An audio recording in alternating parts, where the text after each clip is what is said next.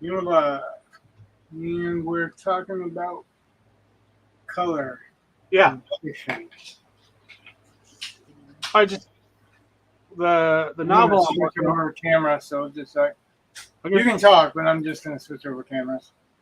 the novel I'm working on because it's something of an ensemble group, um, which is redundant, but whatever. I just Yeah, started well, seeing them a group. ensemble means that it's not just half-ass, right? They're all important. Yeah, sure. Um, there's one who's clearly I think is my main protagonist, but yeah, he definitely has his group. But yeah, so I'm still kind of thinking of them in colors, like I when I visualize them in my head standing together, I kind of want them to each have their own color. A, because I think it would be better for visuals, and B, I don't know, just easy to keep in mind. I mean, it's just one of those things. You're this guy is the red character, and this guy is the purple one, and I don't know, Yeah, just Dave Farland did that. Uh, that's why I was talking about when I did my outline. I did it that way because Dave Farland was talking about that, and I tried it. Like, I guess it worked as far as knowing how many chapters are dedicated to who. okay. Uh, I don't think it's a bad method. Uh, you were talking about ever watched The Big Bang Theory because they had pretty much colors for everybody. They had colors for the main characters, so the Leonard and Sheldon and Rajesh and God, I can't remember all their names, but yeah, they all have very That's set right, color. because I wouldn't know anyway. It's fine, but they all have a color palette. Um, Have you ever watched House of Flying Daggers? no, No. even heard of House of Flying Daggers. What is this House of Flying? Because it sounds awesome. It's a movie. It is pretty awesome. Oh, Uh, I won't spoil it for you then. The director of it in the House of Flying Daggers. I guess the only thing I will tell you ahead of time, and it won't spoil it, but it'll probably make your enjoyment deeper, is that he uses colors and seasons yeah. uh, to almost form another character for the background. Like he uses winter for coldness and regret, and spring and summer and rainy season and all that, and they're applicable. And the, if you think about it, you probably don't when you're watching it. I didn't when I was watching it the first time. Uh, it's impossible to go through all these seasons in the time period that they do, Yeah. but the colors are incredible, and it's an incredible part of the story. So uh, Well, it it may it take me just a made little me while. think of that when you were talking about uh, colors for a character, because these colors were actually representing emotions and events that happened. He Yeah. also did another movie with almost without color called Shadow. It was on Netflix for a while. And that's interesting too because he uses the color palette to create emotion and to create uh, theme and feeling, and there's a whole it's a whole bunch involved. I'm really surprised you haven't seen it actually. My daughter and I watched that movie quite a bit. Where? Andy Lau is in it. I don't remember what her name is, but the woman from Crouching Tiger, Hidden Dragon, the Yeah. younger one. I'm looking at my various resources to see if I have access to it.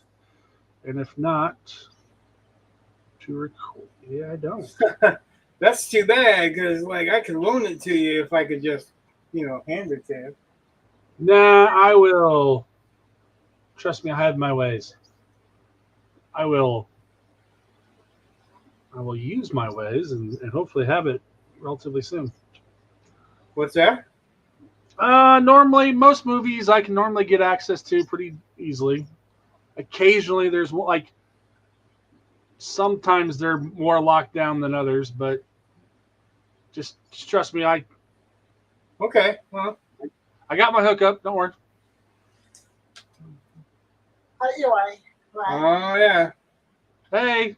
He says hi, Eli, Brett. That's his way of saying hi, Brett. It's Eli. Yeah. Cool. Eli's here.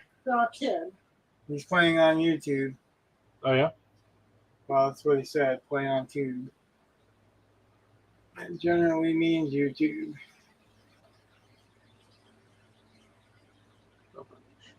Oh, come on now. Where am I?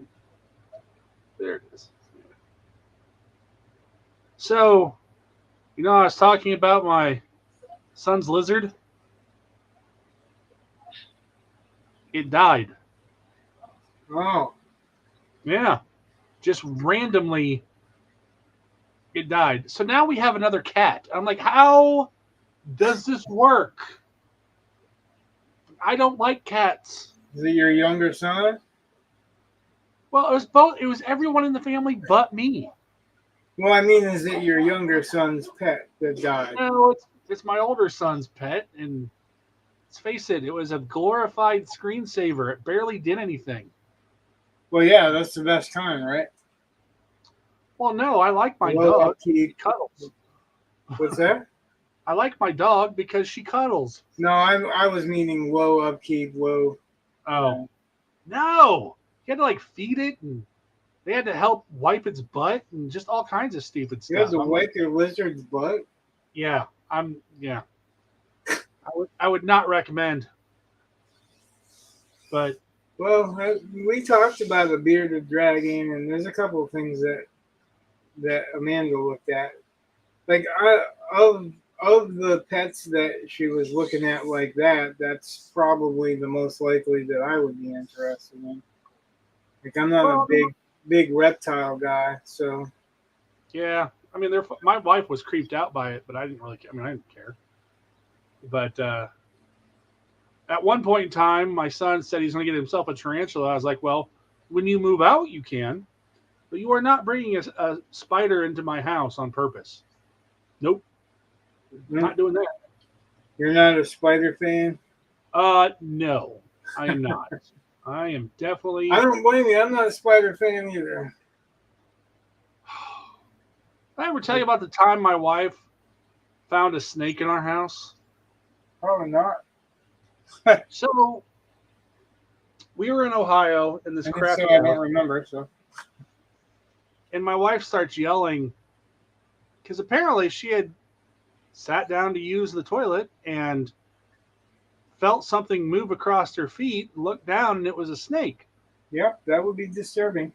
Yes. I'm like, well, you're in the right spot for that to happen, but whatever. Right. So she starts screaming. She starts screaming and wants me to take care of the snake. So I start coming down the stairs, and then I stop. And she's like, what are you waiting on? I was like, I will take care of that snake as soon as you take care of this spider that's in my way.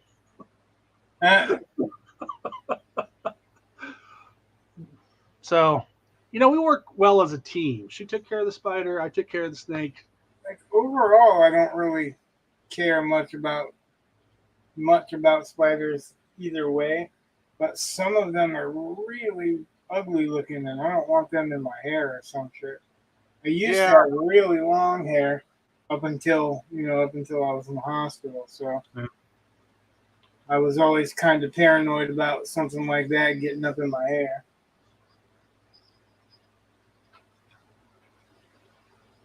Oh, thanks. I never thought about that. Now I'm going to be thinking about spiders in my beard.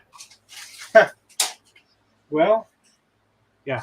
It's okay. When it's like 3 I a.m. and I don't. message you, Yeah, I don't think I would be worried about spiders in my beard.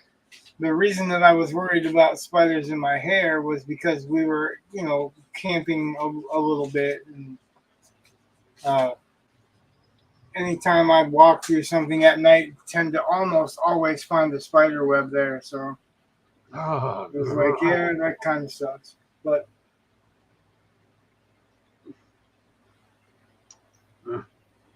yeah, I'm not a big fan either. Joe's a fan of snakes. He's probably a fan of tarantulas and stuff like that too. nope. I'm not. Not. I can do snakes. I don't mind. What's Snakes are that? cool. Snakes are cool. Eh, I have no problem with snakes. I don't care about lizards, but yeah, spiders just those they really get at me. Don't like it. Don't like it.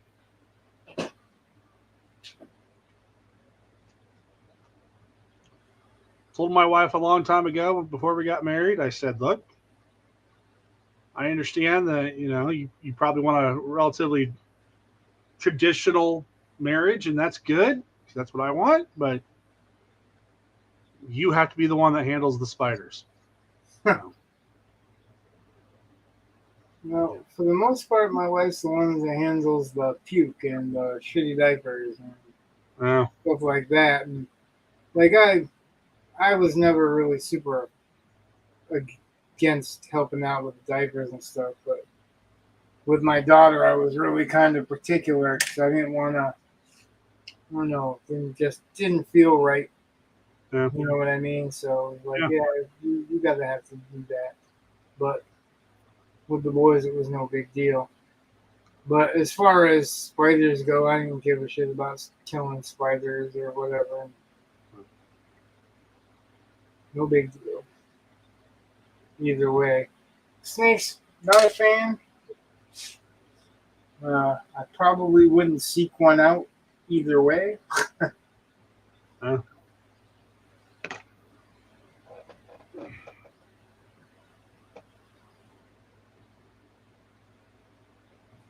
I went and saw Oppenheimer yesterday. Oh, yeah? Yeah, it was loud. It was loud.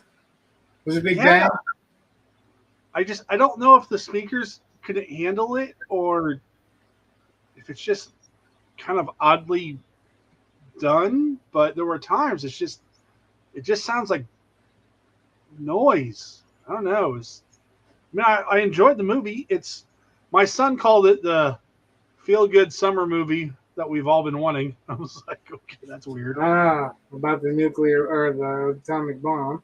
Yeah, well, that's only part of it. I mean, there's stuff that goes on after it too. Um, I'm sure that it's only part of it, but that's what Oppenheimer's famous for. yeah, but it kind of deals with. Did he say his famous quote? Yeah, he does. And become death, destroyer yeah, of worlds. yeah. He gets laid because he says that in the movie. So it's a little weird. But yeah, I mean it's a neat movie and all. I would recommend, but it's definitely it was just loud. I just don't know if that's the problem or what. But I enjoyed it. I mean, it was better than Guardians of the Galaxy 3. I'm going to tell you that. That was a massive letdown. I wish I could say I was surprised, but I'm not. Yeah. I had hope. Of course, I thought Indiana Jones was going to be a terrible movie, and I thought it was. Then I was like, "Oh, this is actually good." Well, going into it thinking it's going to be a terrible movie might have made it less terrible. Right. I find that happens for me anyway. Like I'll go in thinking it'll be the worst movie ever, and not so bad. Like everyone I know hated Battlefield Earth except for the guy that went to see it with me. Huh. We both liked it, It was all right. It just was kind of weird. It was only like half the book, and Yeah. Well, actually, I stopped reading the book at that point. oh, Like it was halfway through the book, and that's where I stopped reading the book. And I've often wondered if I should have pressed on, but it was starting to get very verbose. Yeah, it's not one of my favorite books. Like I've Well, read it, but the thing with that is that it has to be in comparison to his other books, right? I suppose. I mean, as far as one of your favorite L. Ron Hubbard books or something, I've read a couple of stories that I thought were pretty good. You know, so have Uh, and I liked a lot of uh, Battlefield Earth, the book. I like Barry Pepper, and I liked him in the movie. Yeah, And it was like I think that was just before Saving Private Ryan, yeah. where he was the sniper. Okay. Like the only thing that he's famous for is Saving Private Ryan and Field of Dreams, right? Only Well, mine. Yeah, he's one of the guys in the Green Mile, and oh yeah, I guess he was right. I don't know But if you've it ever was seen the Knockaround guys. people He's in that. always thinking more about Tom Cruise and Yeah, Michael Clark Duncan. yeah. As soon as you said Actually, Tom Cruise. That's not what I meant. Tom Hanks, I know Yeah, Tom Hanks. the. Now he's one of those guys that would not be on. Like I didn't know who you were talking about until I Googled Barry Pepper just now, and then I was like, oh, that guy. Yeah, right. I see him in all kinds of things. Yeah, So, but you don't think about it, you know. no, not really, except for I recognize him. Yeah.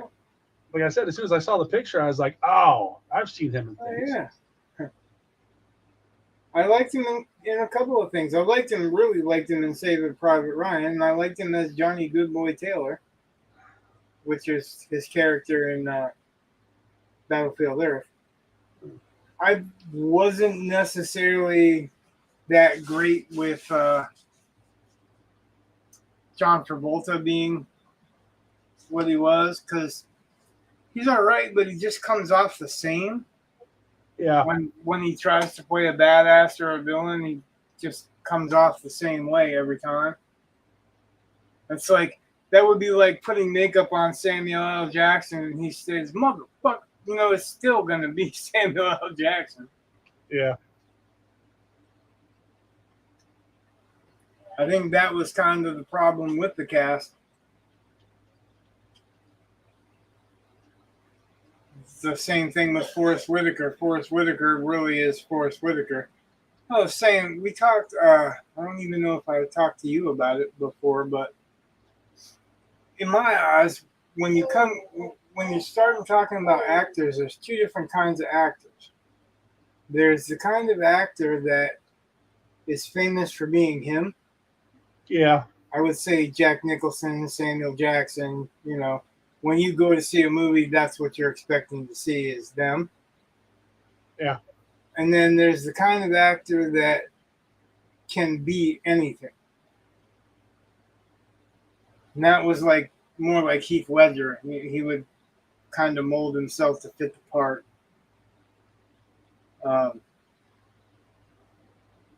And sometimes, I mean, you always remember the Jack Nicholsons and Christopher Walkens or whatever, but I can't see Christopher Walken playing a king. You know what I mean? Like, if you're doing like a fantasy movie, He's Ray gonna be. Liotta, they did that with Ray Liotta. Like, I put Ray Liotta as a king, and that was In the Name of the King or something like that. Christopher Walken's going to be the Padishah Emperor in. Yeah, I know, and I Okay. just, I just can't see him to me as the Padishah Emperor. I've read all the books when it come to the Padishah Emperor, like even the early stuff, the prequels. But yeah, I just can't picture him being from New Jersey. Well, Is he gonna do say, yeah, I gotta get that Paul Atreides? And I don't know. I'm looking forward to the movie. I can't I'm wait. looking forward to the movie too. Like I had my doubts about it in the first one because I really didn't think Blade Runner 2049 was a success. It wasn't As, a as success, but I enjoyed it. as far as a follow up to what it was supposed to follow up to, and that's Uh, what I'm talking about when I say okay. success or failure. If you take it away from the original Blade Runner, and I'm a truist because I've read the book and I like Philip K. Dick's work. Yeah. So, um, and the whole movie Blade Runner took place in a page and a half in the Philip K. Dick story. So 2049 with them playing off that he was a replicant too. It's Right. not. It's not. I don't buy it. Yeah. I don't think But 2049 was a sequel to the book. I think it was more of a sequel to the film. I understand that, but it's the same character. Yeah, I get And it. I understand also that uh, Ridley Scott didn't. He actually already had a game plan. He wanted to make that movie before he had a source material to claim it was on. Okay. He had already wanted to make the movie the way that he made the movie. He just, when he found Do Androids Dream of Electric Sheep, he found the excuse to bring it to a production company or studio or whatever. Right. And I understand that. And like even Philip K. Dick, he saw a screening of it before the music was in. It was still with the big voiceover at the beginning. Yeah. And when it got to the end, he said, "This is true. This is true science fiction." He's like, "This is true futuristic science fiction." He's like, "I didn't do that," So he really appreciated what they did with that movie, but that movie was not what he wrote. It's the Yeah. same thing with what was the Schwarzenegger one? Total Recall. Yeah, Total Recall. If you read this, Total Recall is a short story, and if you read the short story, there's more in that short story than in both of the versions combined. There is no The Fall like the sequel, or not the sequel, but the remake. But there are some things about the remake that's closer towards the original story. Yeah. But it was a short story. Like in the whole story, the main guy, uh, he's talking to somebody in his head the whole time. He knows people are watching him because he's talking to them. And there's a twist at the end that never got put in any of the movies. That would have been a cool twist, especially in the Schwarzenegger one. Have you read the story? Nope. Although I have Okay, that. so that character, as a child, stumbled across an alien that was dying or injured or whatever, and he helped him. But that alien was going to destroy the Earth, and because he helped save that alien, he swore that he wouldn't send his weapons or whatever of destruction. He wouldn't send them there until after that guy died. So it kind of ends with these people that are paranoid about him actually being a traitor to aliens because that's the memory they actually wiped. Yeah. But they thought he was a traitor to the whatever the us. So they end up killing him, which ends up destroying the Earth. But it's an implied that it's going to destroy the Earth. You know what I mean? Yeah. But that twist never made it into the movie that he was the reason that an invasion wasn't happening. I find that interesting. That's what I really find interesting about Philip K. Dick stuff.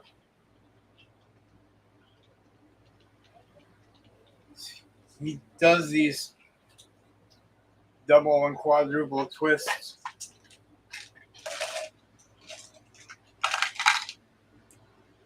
You see her starting to appear on screen? Yeah.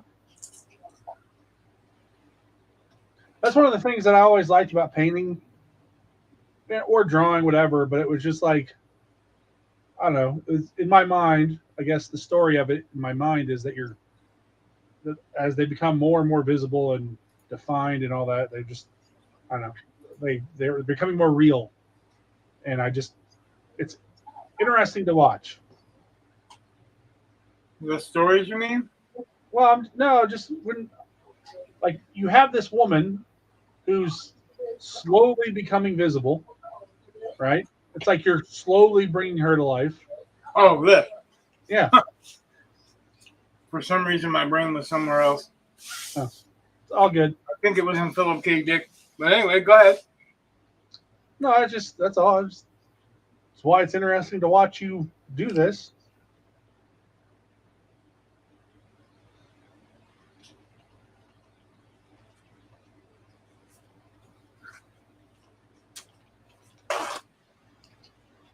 It's always interesting to me to watch other artists' work and their methods. Like you said last time, even if they're different, like I wouldn't do that or whatever. Yeah. Sometimes that makes it a little more interesting for me.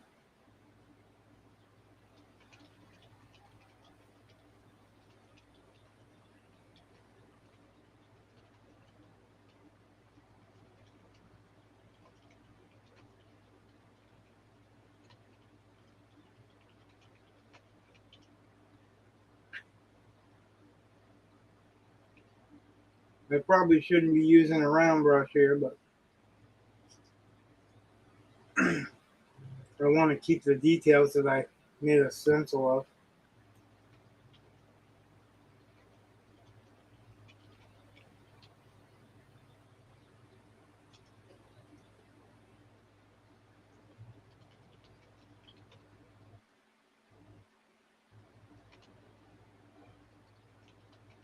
Yeah, I didn't know if I was going to stream or not. My last, the last stream actually left a kind of bad taste in my mouth. But Why? just, I was not having the best of days, period. Oh, And that just, I don't know, didn't make it any better. Usually does make it better, you know. right.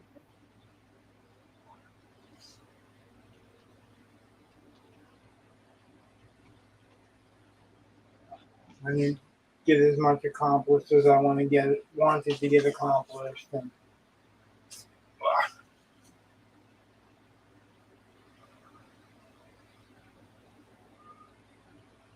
I lost part of the pattern and had to redraw part of the pattern.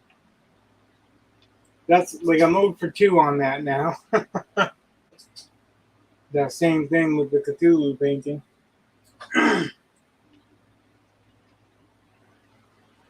Which makes me wonder if I should be talking at all while I'm painting, but it'd be mighty boring if I didn't. Got some writing done. Joined that. Did I tell you to join that? Oh, that Discord. I basically have been told twice now that I'm not critiquing right. Because you ask questions. Yes, because I ask questions. Jeez. And I don't even think they're rudely put or whatever. They're just uh, of the 4 stories submitted for critique, 2,000 words of a story, not 4 complete stories. Yeah. There was 3 critiquers,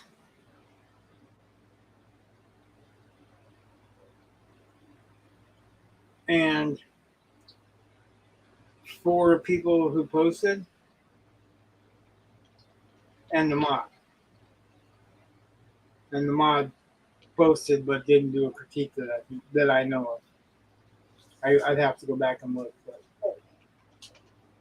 if that person did, it wasn't a very memorable one. But basically, what I'd seen is most of the posts weren't very constructive. They were supportive, but they weren't constructive. They were all like your mom telling you you're good. You know what I mean? Oh, that's not bad. Right. Not really useful though. Right.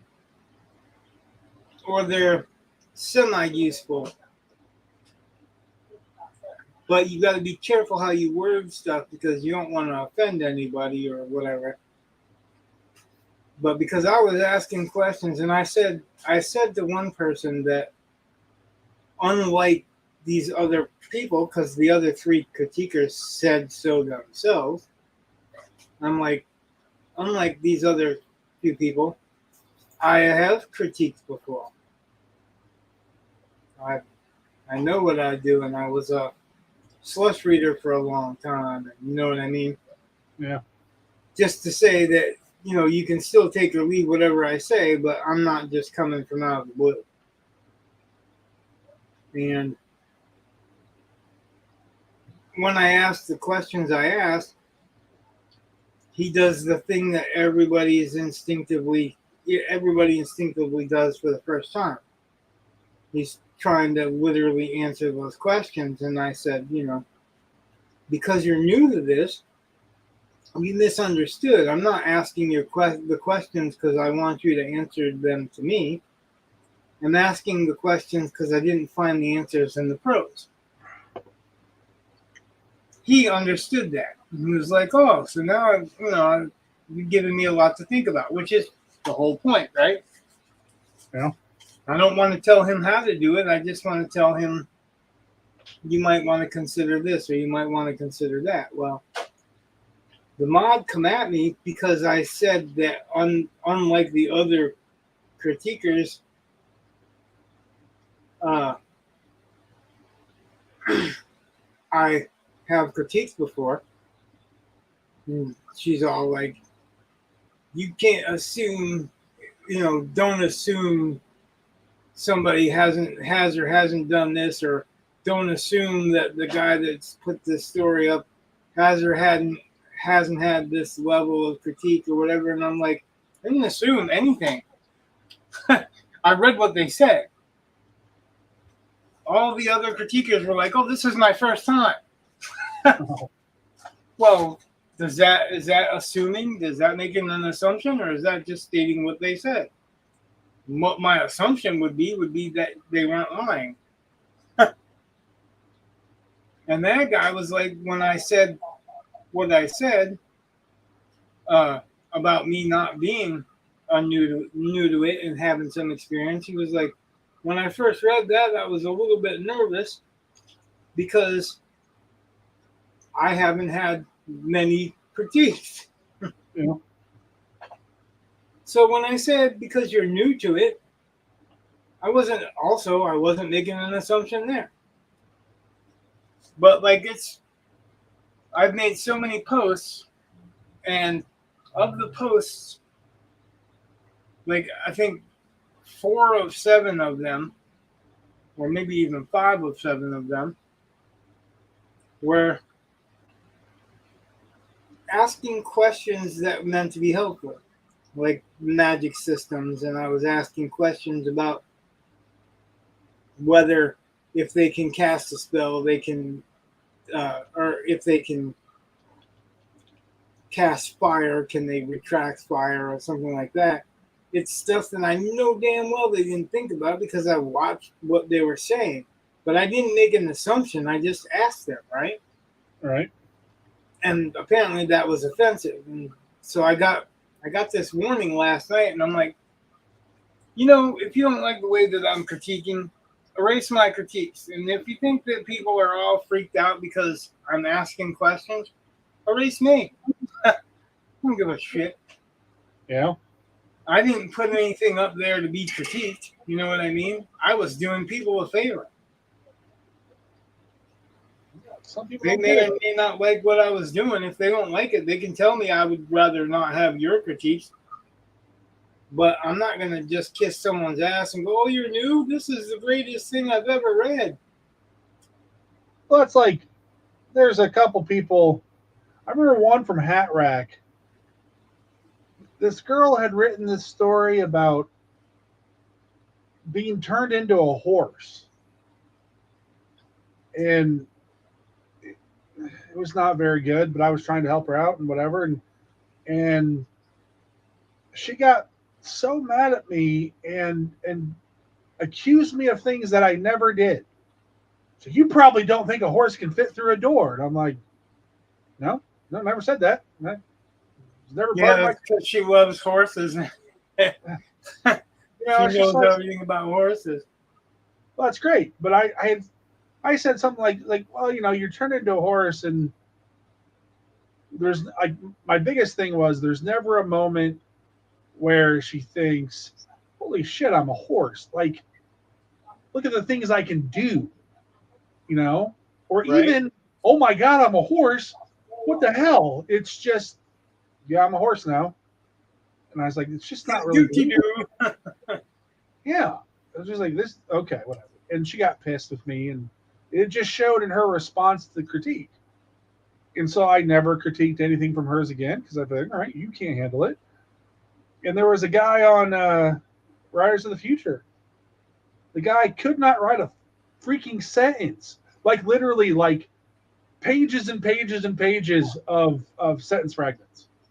Just you just would not make a sentence. Like you would not put a subject with a verb. You'd put the verb somewhere. It's crazy. And overall, it wasn't a bad concept, but I was like, dude, write sentences. And then he I bitched about me in the forum I because read I read someone's. I don't remember their name, so I wouldn't mention it anyway. But I don't even remember their name. Um, and they were like, "Oh, it's only 4 pages so far, or whatever." And I started reading it, and I read so many bad ones before I stopped. Uh, but this one, I'm reading it, and it's really a synopsis. It's like a present tense. This happens. This happens. This happens. This happens. This happens. No motivation. No depth. No hearing, smelling. No sensory anything. It's just like he's trying to tell me a movie he saw or something like that. right. And another guy, he had these people confined by aliens, and there were three of them. They had different colors. It was a guy, and a girl, and they all had a gun with one bullet.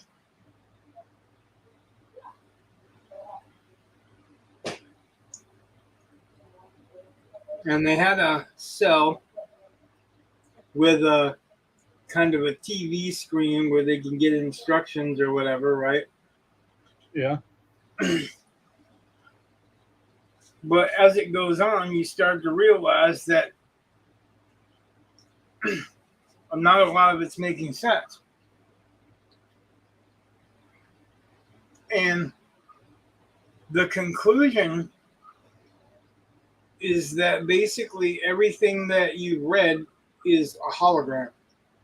Oh. And they're really in these cells with a pit to shit in. Instead of a toilet, there's no holographic TV or whatever. And they're like the Truman Show, where they're in prison, but they're literally on live TV. So other people can see the all the virtual reality of that's going on in their heads, basically.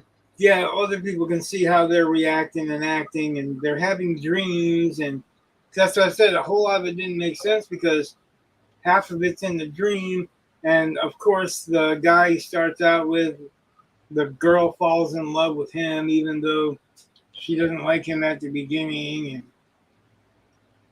for no particular reason, but that they shared some dream stuff, and then they decide to kill the other guy in the cell who is um, basically pseudo-Israeli Yeah. because he attacks them in the dream with these bunch of dragons. But it doesn't say it's a dream when it's happening. It just cuts to it. You know, like what? No, and I literally went through. I think it was like a 30-page story or something like that, Yeah. pointing out all the head hopping, pointing out all the really cheating that people aren't going to like. And then he changed all the stuff that I said except for one thing. And he basically got, I don't know, one step above a rejection. Okay. So, And yeah. he changed everything that I said to change, but he didn't do it quite all the way. Yeah. So he left a lot of the dumb shit in that I told him was going to be confusing for other readers and stuff. Yeah. People just don't get it. They're not thankful. They're like, oh, huh, I got a HM or something. Like, really? Because everybody's got a fucking HM. They say that's not true. And as someone who has gotten rejections, that hurts. You know what? I've seen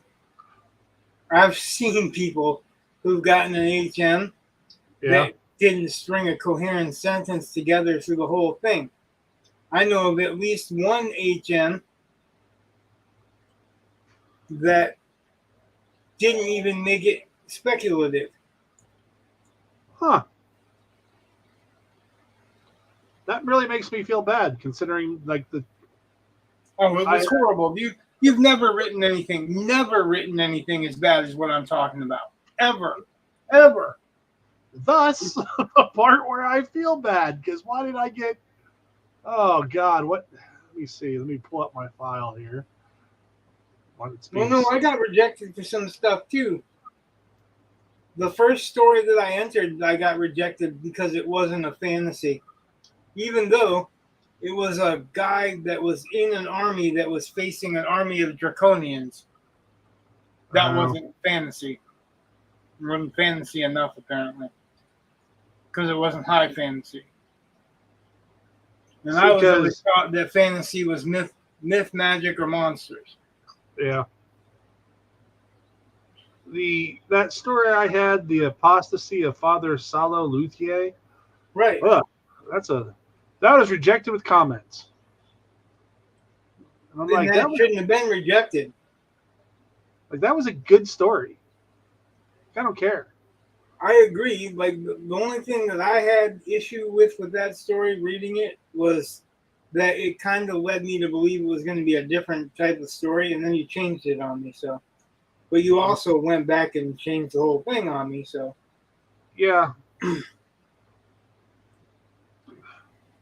What was the other one I had? You did that a couple of times. Like, you also did that with the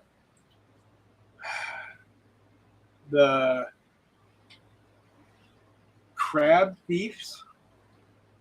Potbelly belly. Yeah, I'm rewriting that one. That one is going to be. By the time I'm done with that, it'll probably be just about 100% new, soup to nuts. It's just ridiculous. I started off, I'll just do a few things, and then it's like, no, got to do that different. Well, like I said, when I was reading it the first time through, I had an understanding of what I thought the world was like and where it was going. Yeah. And then it went someplace totally different. But then you went back and changed the beginning, so. Well, But once I already had that idea that you made a promise or whatever in my brain, right. I was like, how come you didn't keep the promise? How come you didn't finish it? You know? And See, that's part of the problem with putting partially finished work up for our writing group. It's like there are times when I just like I can't. well, yeah, first drafts, you know, where Yeah, that's why it's so hard to say. Well, what do you mean you don't like it? I mean, you haven't had a chance to because it's only the first chapter, and you know, there's a lot of things yeah, we learn throughout the time that we're critiquing that uh, we not we're not necessarily we're not our brains don't necessarily go to where the writer's brains go, right. but the reason that our brains go there is not illegitimate. You see what I mean? Yeah, Like there are some cues. Like I didn't just start thinking about that out of the blue. I recognize when I read something and it gives me ideas that that's not what they were doing. You know what I mean? But just gives me ideas. yeah, That's not the same thing as reading something and getting an expectation of where that story's headed. Like when you wrote I think the one that you were just talking about, the father, it's like an alternate religion, right? The yeah. space religion. I really, really thought that either the chick that was there was either possessed or something, that was hiding some deep, dark secret where she was disposing of priests. And Oh, when she invited him down to check out that secret passage, you know, I thought it was like going to open up and her throw him into one of the ancient gods' pits or, you know, something sinister. I didn't know what, but I thought it was going to be something sinister. And then when you changed it and he was looking at his holographic record, yeah. it didn't make me think any differently. You know what I mean? It kind of reinforced that something bad was gonna happen because I really got the feeling it was along the veins of Alien, where it was something dark, a mystery that was dark that you were gonna have to discover the scary way. Of course, it wasn't, but that's where my brain went with the cues that you gave me. Mm. You did go back and change them, like you said. You know that I'm making a judgment on what I'm reading the first time through. That's absolutely true. Yeah. But you did build up that expectation that there was something nefarious going on with that chick. Well, there was something nefarious going on in the end. I don't think, I don't think you guys ever saw the end of that. So What's that? I don't think I have to go back and through and look, but I don't think I had the time to put the finished thing on that one, like to let you guys see it. I'm not sure if I had a better, like, That I don't know if you did either, you know, but I do definitely know that it ended up being a different kind of story than I thought it was going to be. And that's not, that's not knocking the story because I thought it was a good story. It's just it didn't turn out how I expected. It didn't head the direction that I expected from the beginning. that's all right.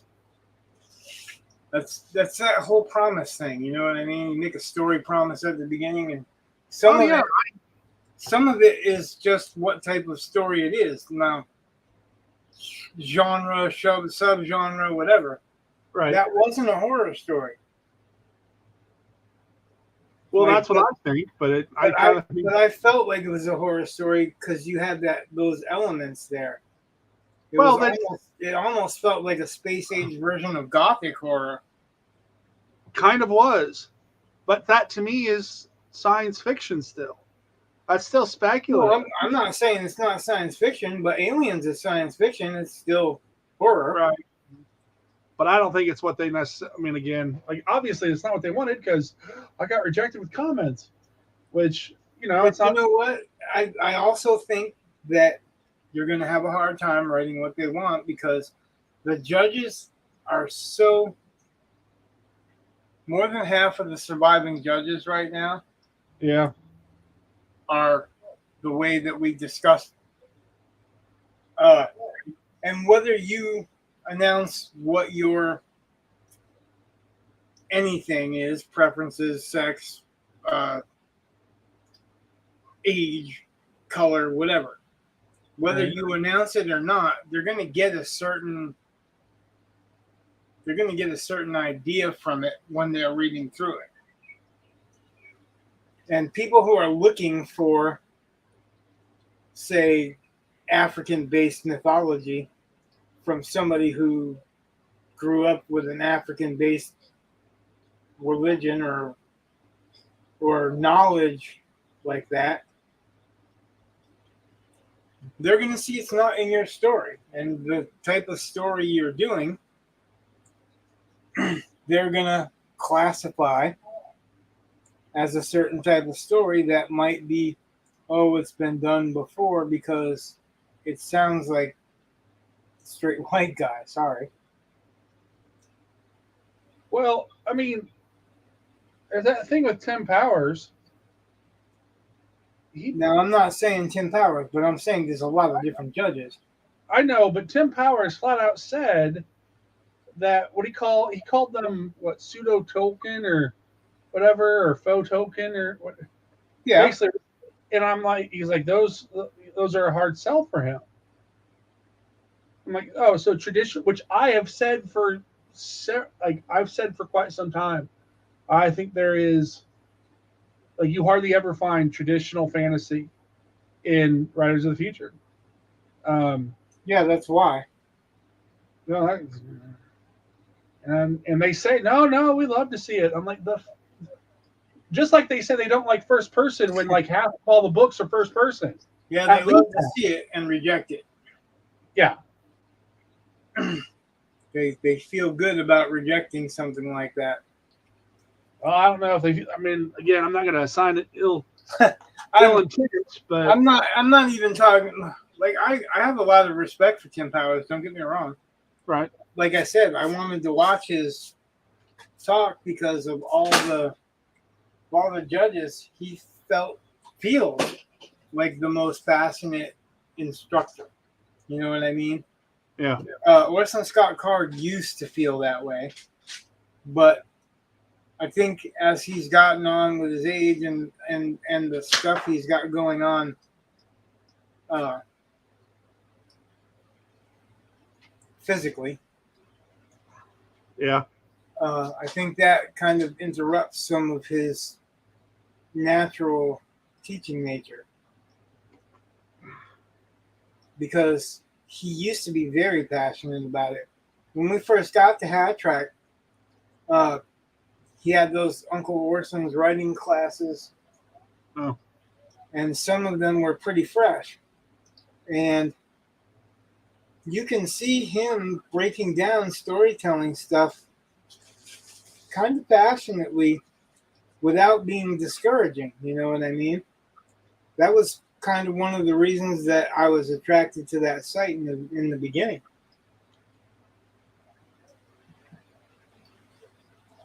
But when you hear him talk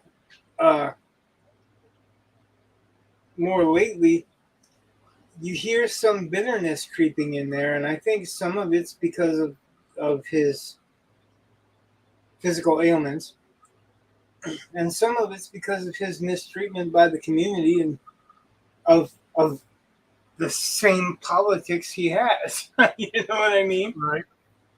I think he really, really feels cheated,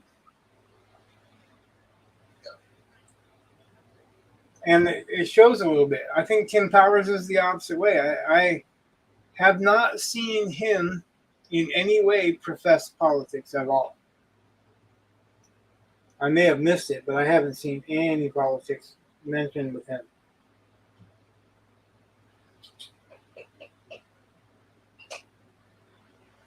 One of the judges, I'm not going to mention any names. Well, two of them, I'm not going to mention any names, are verifiable political activists. And I totally believe that because they are, they want to see that their passions brought up in stories.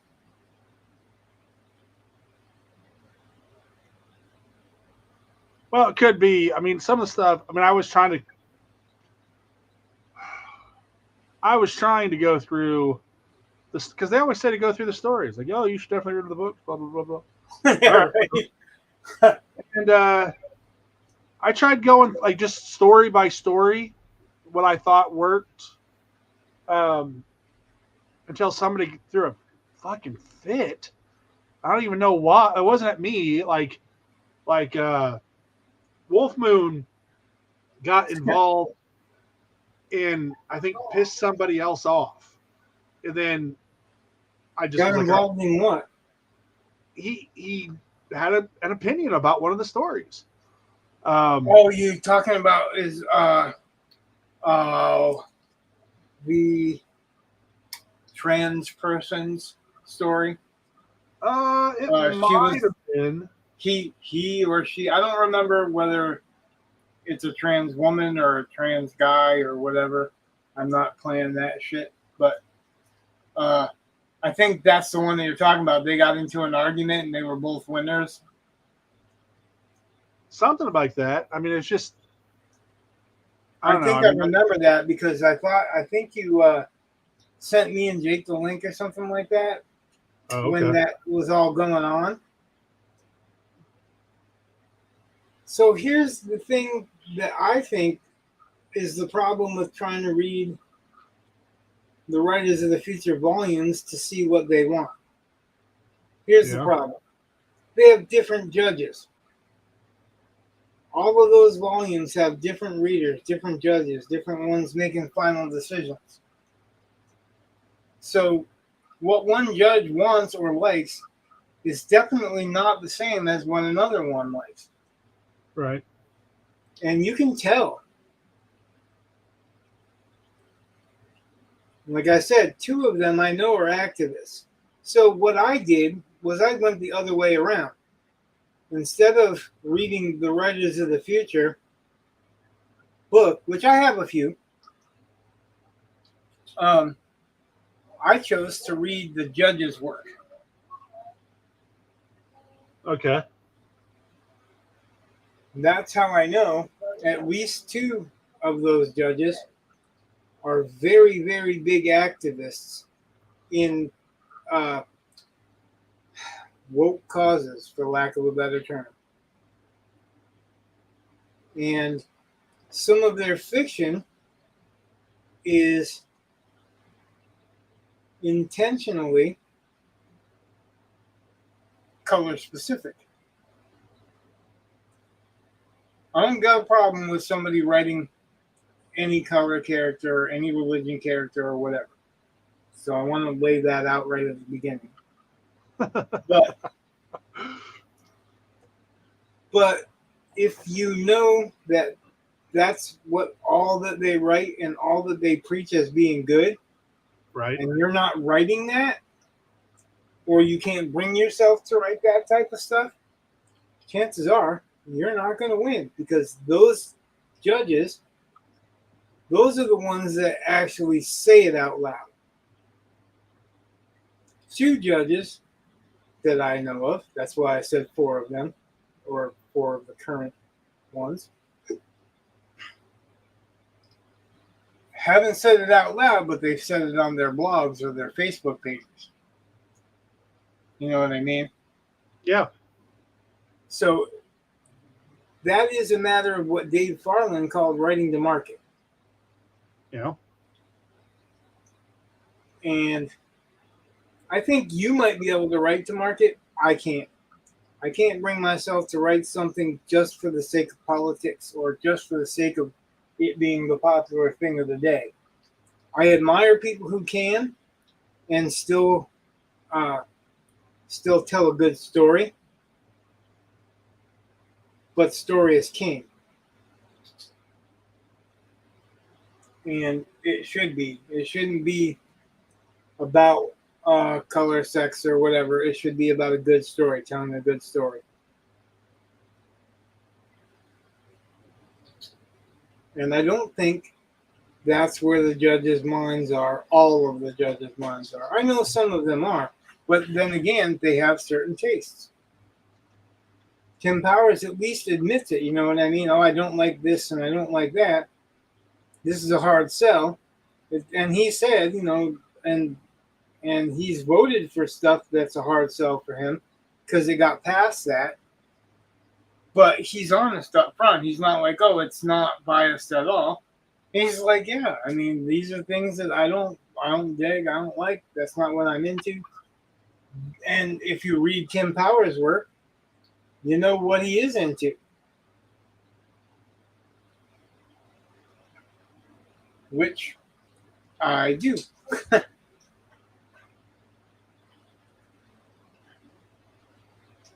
I think it's kind of interesting to see the difference in the judges in the earlier volumes, even when KD Wentworth, right, Yeah. was still Yeah. alive.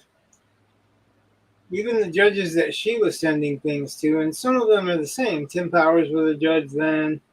Orson Scott Card was a judge then. David Farland was a judge then. You know, Yeah. so some of them have some of those same sensibilities, but they were far less concerned with a story if it wasn't good on its own merits. And I'm not saying a great story that's prejudiced or whatever would make it anywhere because I don't believe that was true either. But uh, they weren't all looking for a certain message or looking to see to vote against a certain message. They weren't doing that at all during those times, and you can see it in the volumes. See what I'm saying? Yeah. Like I know you. I'm sure you've read more of the volumes than I have. I'm sure because I've only read so much of one and so much of another before I had to change to something else. But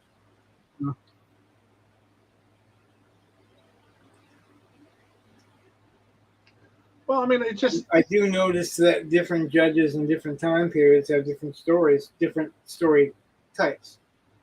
and that's fine. You know, it doesn't really bother me. I mean, it does when I think that there are way more leftist gatekeepers blocking good stories from being published, um, and that's bothersome.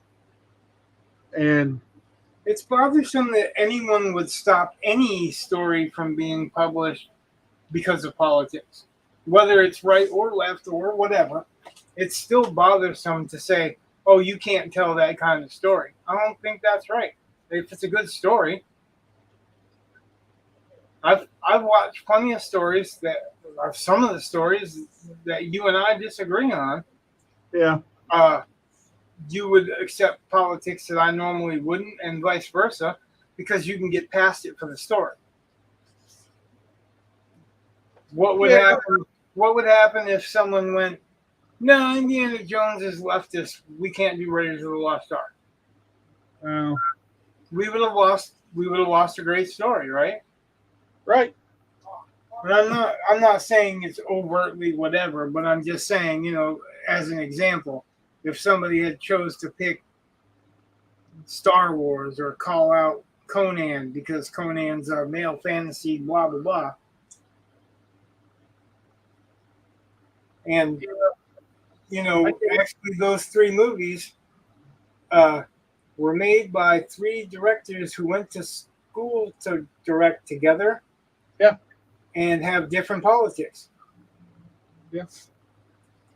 George Lucas, Steven Spielberg, and John Milius. And John Milius, well, let's just say John Milius was who John Goodman was playing when he was doing the dude, the movie in the dude.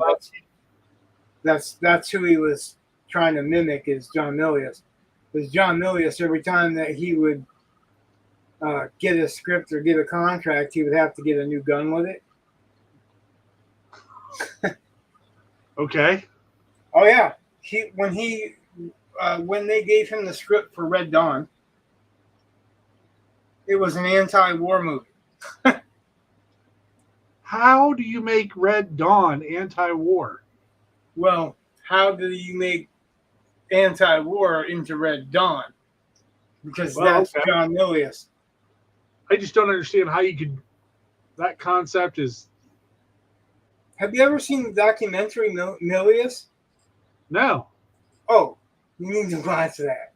He's friggin' great. Like he sold, like, when he was in college with those guys,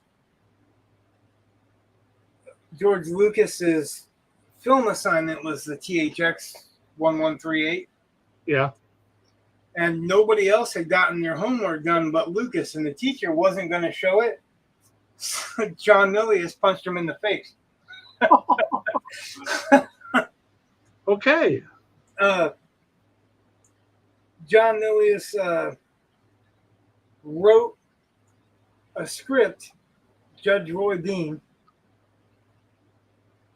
while he was in directorial school or whatever they call it.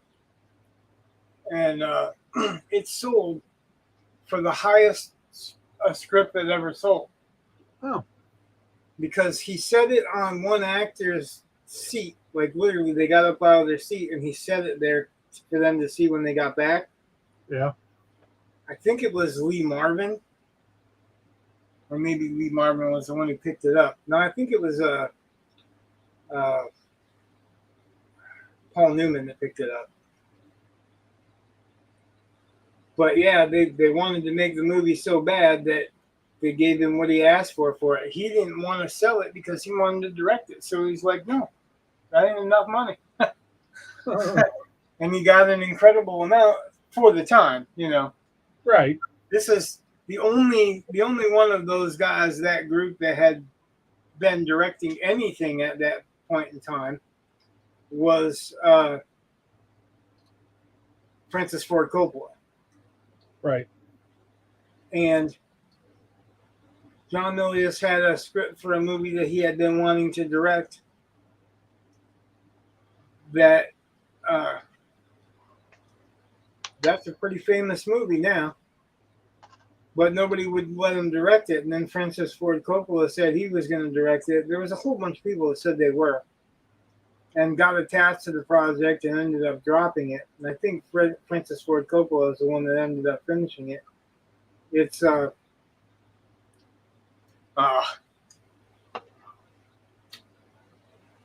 love the smell of napalm in the morning. Oh, Apocalypse Now. Yeah, Apocalypse Now was his script. Wow. And he was such a good writer that whenever the other guys got stumped, they would call him in for it. Like, if you remember in Jaws, that was Steven Spielberg. Right. And he got stumped for the scene with Robert Shaw, when Robert Shaw is on the boat and he's telling the story of him being in the war. Indianapolis? Yeah. That's that. John Milius, he's like, all right, I'm going to tell you what to say. Over the phone, he wrote that part. Nice. Like, I don't think he even got credited for it, except for, like, I mean, it's credited in the movie Milius, and Steven Spielberg will tell you that he did. When he did Conan, Dino De Laurentiis didn't want him to use Arnold Schwarzenegger, right? He's like, who are you going to get to play the main lead character? So he goes, Dustin Hoffman. And, Laurentis was like, sold. Can you imagine Conan with Dustin Hoffman? That would be interesting. That would be something. Yeah, he was the one that had the vision for Conan. He actually wrote a third movie that they never did. It was called The Iron Crown, I want to say. Okay. Uh-huh. If they'd have filmed it, that would have been the best of the trilogy. And I'm a Conan purist, so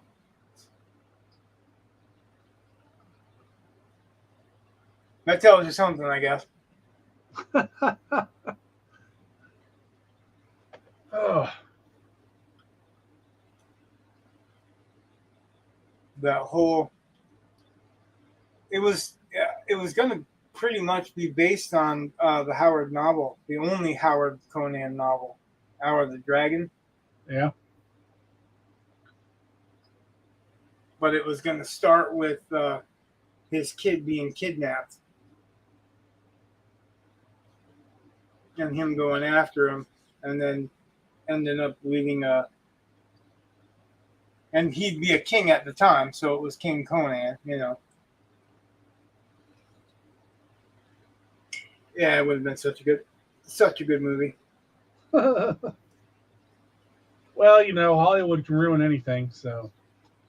Well, not if John Milius is directing the movie he wrote. Well, you'd hope. Look at his track record and look what he actually filmed, and what he wrote versus what he filmed and wrote, He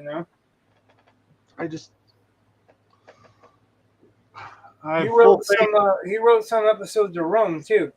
He had a stroke, and his banker, who was his friend, or his accountant, who was his friend, ripped him off for millions.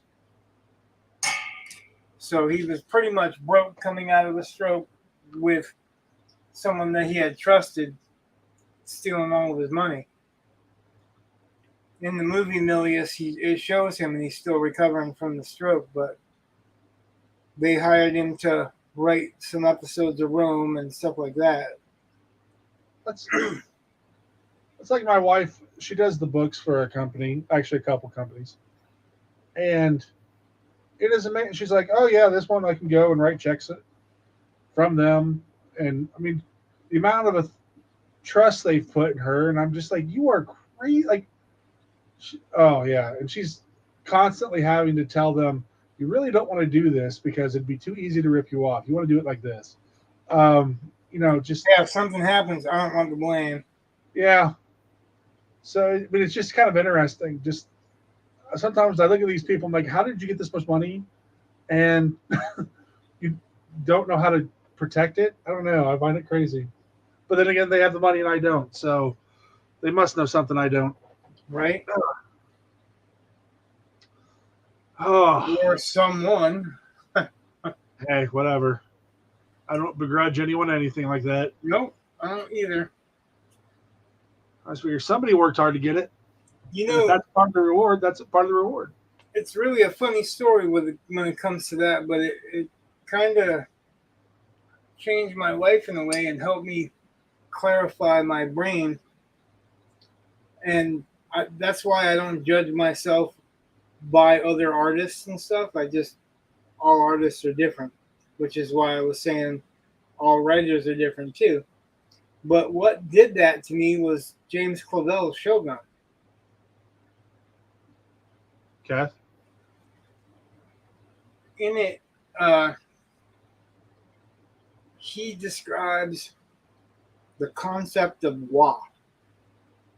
And wa is Japanese harmony. Okay. But it doesn't mean just harmony the way we think of harmony.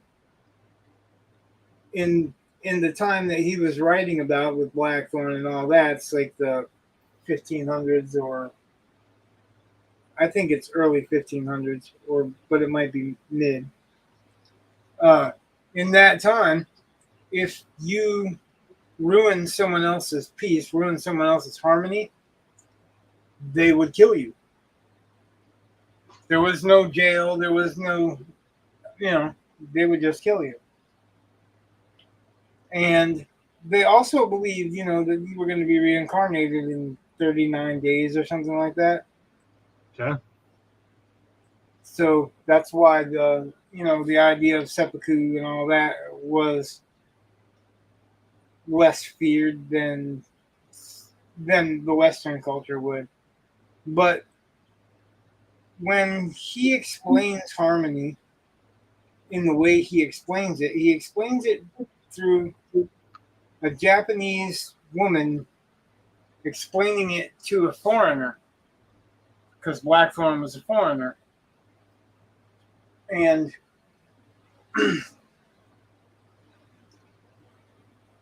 it's not talking about harmony with nature or whatever. It's talking about harmony with everything. In this harmony, and harmony wa was the original name of Japan, apparently. Okay. It means that you're not jealous of somebody else. You don't seek to have what somebody else has. You seek what you want and what you need for what you are, who you are. And I'm making a hackney job of explaining it because he does it so well that there's no way I could do it as well. If you haven't read the book, you should. It's all about characterization and explaining to a foreigner what it's like to be.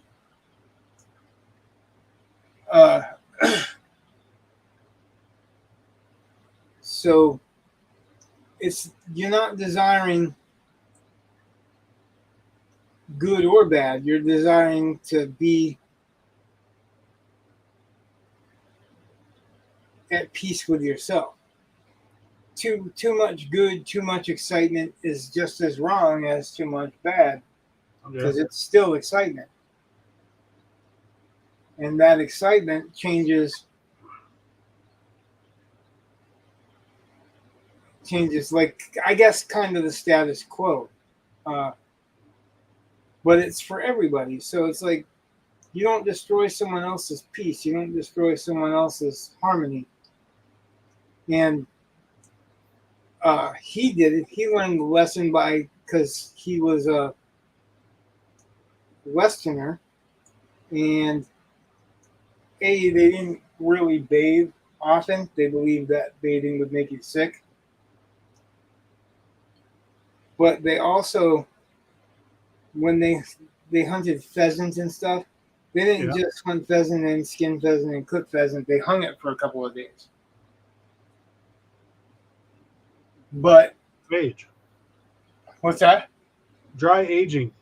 Yeah. Well, that's not understood in that culture, and it was destroying other people's harmony because it's the stench. Oh. And because they couldn't kill the main character, Blackthorn, who they call Anjin's son, and Anjin just means pilot, boat pilot. Okay. Because they couldn't kill him because he was protected, they were going to kill the servant who hung it for him. Oh.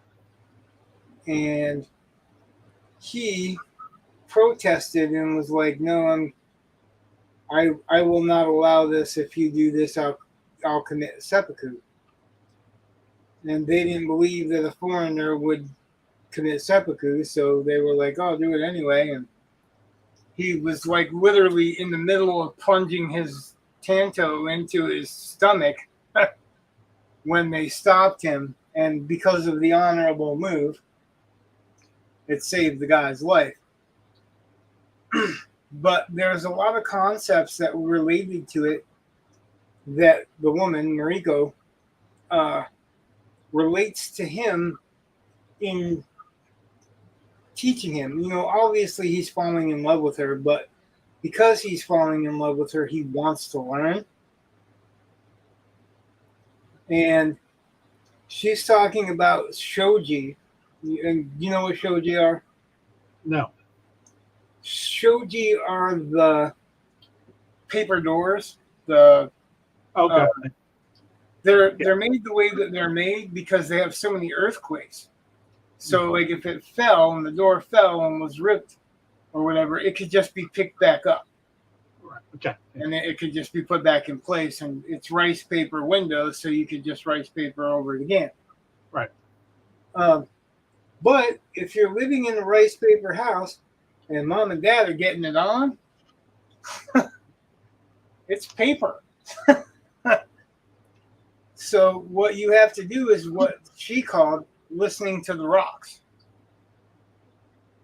You basically ignore what's going on. You focus on the rocks. You focus on something else. And I thought that was a really interesting comment and concept, that it basically says mind your own business, but it's a more polite way of doing that. It's like an expectation that you don't want to hear it, so you don't listen to it. Not you don't want to hear it, so you tell them shut up. You know what I mean? Yeah. And when they're poor and they're going hungry, instead of just letting everybody go hungry, they cut their rations and do what they call drinking cha, which is tea, from an empty cup. And when you drink tea from an empty cup, you convince your body that you're getting something you're not.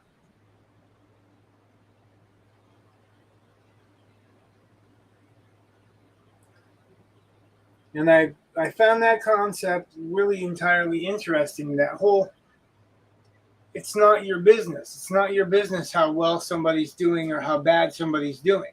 You shouldn't be wishing somebody well or somebody evil. You should be more focused on what you are wanting and what you are trying to do. Stay out of everybody else's business and just focus on yours. And I really kind of love that concept. So I've got the kanji for all over. I've got one right in the.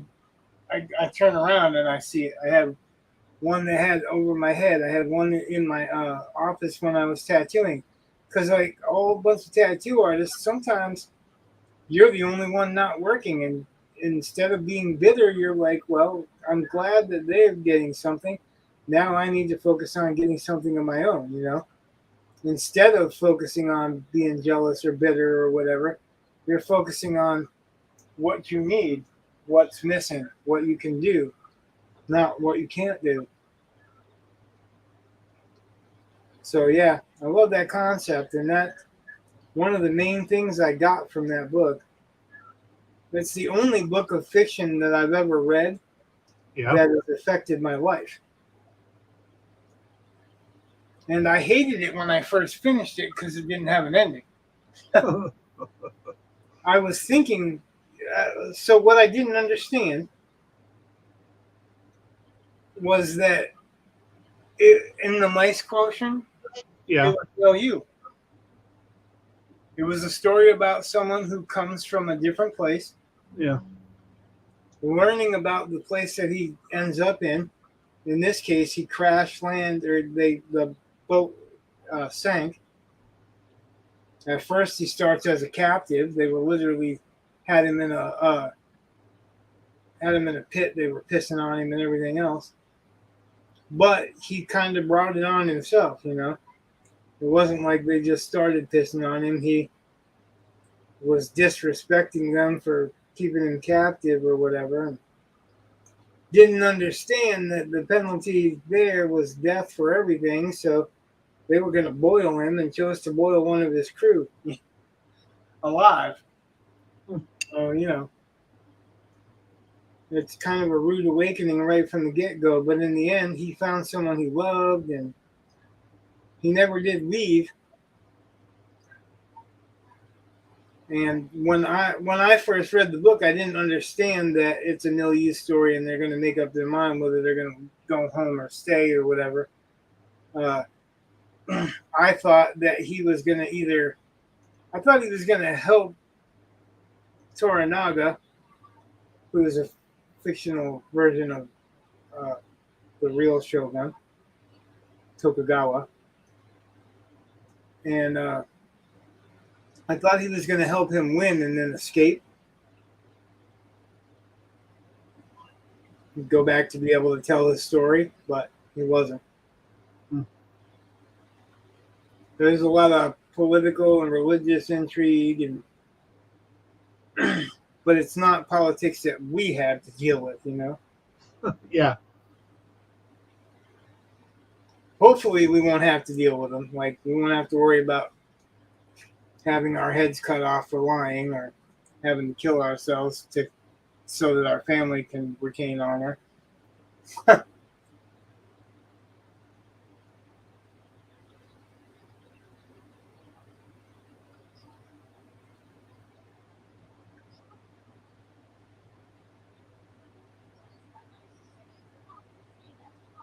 Have you ever read a book that changed your life? Fictional book? Yeah. Like, have you ever read Atlas Shrugged? No, I haven't. Oh, well, it is not the best book in the world, but I remember I read it when I was pretty, I don't know, like, I want to say 17, 18, around there. And I got about halfway through, and it's already talking about all these, just how kind of like you have, if you make money, there are going to be these people that come and basically try to mooch off your money. Um, and it goes through. No. I know. But I mean, it was just the way she breaks it down was the first time it ever been broken down in a way where I could actually understand it well enough to because around about the same time there was I was reading this thing about Microsoft was kind of proud of they had never done any political donations, and then they got hit with an antitrust suit, and all of a sudden they started making political donations, and it just halfway through, I remember I was like, I was about to put the book down because it just seems so bleak. Oh yeah. Oh, I've read books that are fucking bleak. Well, it's just I One of remember. my favorite sci-fi movies, the book is super bleak. Well, I just that's fine, but just that one it hit and I was about to give up on reading it, and my uncle's like, "No, you need to finish it. Just trust me." And by the end of the book, I mean, it completely like I was like, "Oh, okay." Like there was hope again, and it was all good. But just the breakdown. I mean, I became a lot more libertarian. I mean, definitely by reading that book. I'm way more into objectivist kinds of thought. I don't agree with her on religion, Ayn Rand, but that's Yeah, I okay. have no idea what her views are. So Oh, she was atheist, 100%. She okay, she well, she was that's not uncommon, right, but she was definitely on the atheist. especially in libertarian. Um, but whatever. It just definitely made me start questioning a lot of the things and a lot of stuff that's going on, the messages I was receiving. Um, so yeah, that changed my perspective on a lot of stuff. Um, I don't know. I mean, there are some books. I mean, whatever. I guess some books that just they were so good they made me want to become a writer. So like they Oh, well, developed yeah. I mean, that's not what I was talking about, though. I mean, right. like I've seen movies that made me want to direct movies. Most of them they're bad. I mean, they're things that I can see, and I'm like, oh, that's kind of cool, but man, Right. they really should have done this or really should have done that. So, one of my favorite all-time science fiction movies Yeah. is Children of Men. Where the human population has stopped procreating. Yep, they can't. There's some virus that, Sterilizes uh, them. yeah, Whatever. basically, And there's like one woman who's pregnant. yeah, that's where it goes. Is there's a black immigrant that's pregnant. All the white people can't get pregnant in England, but there's a black immigrant, and they're trying to protect her and her baby and stuff. But in the movie, I really liked what was going on. There was a lot of um, kind of like geopolitical stuff going on in the background. Like Right. you've got these rebellion type groups forming, and then you've got people that are hating foreigners, and it's just like the same thing that you'd have in a war zone almost. And they had internment camps, right? Well, Right. in the book, um, it's just fucking miserable. It's just fucking miserable. The main character, the one that Clive Owen plays, Yeah. in the beginning, he backs out of the driveway and runs over his own kid. Like, runs over a toddler and don't care. And, like, from then on, like, I can't enjoy the book anymore because he did care in the movie. That was the point, right? Right.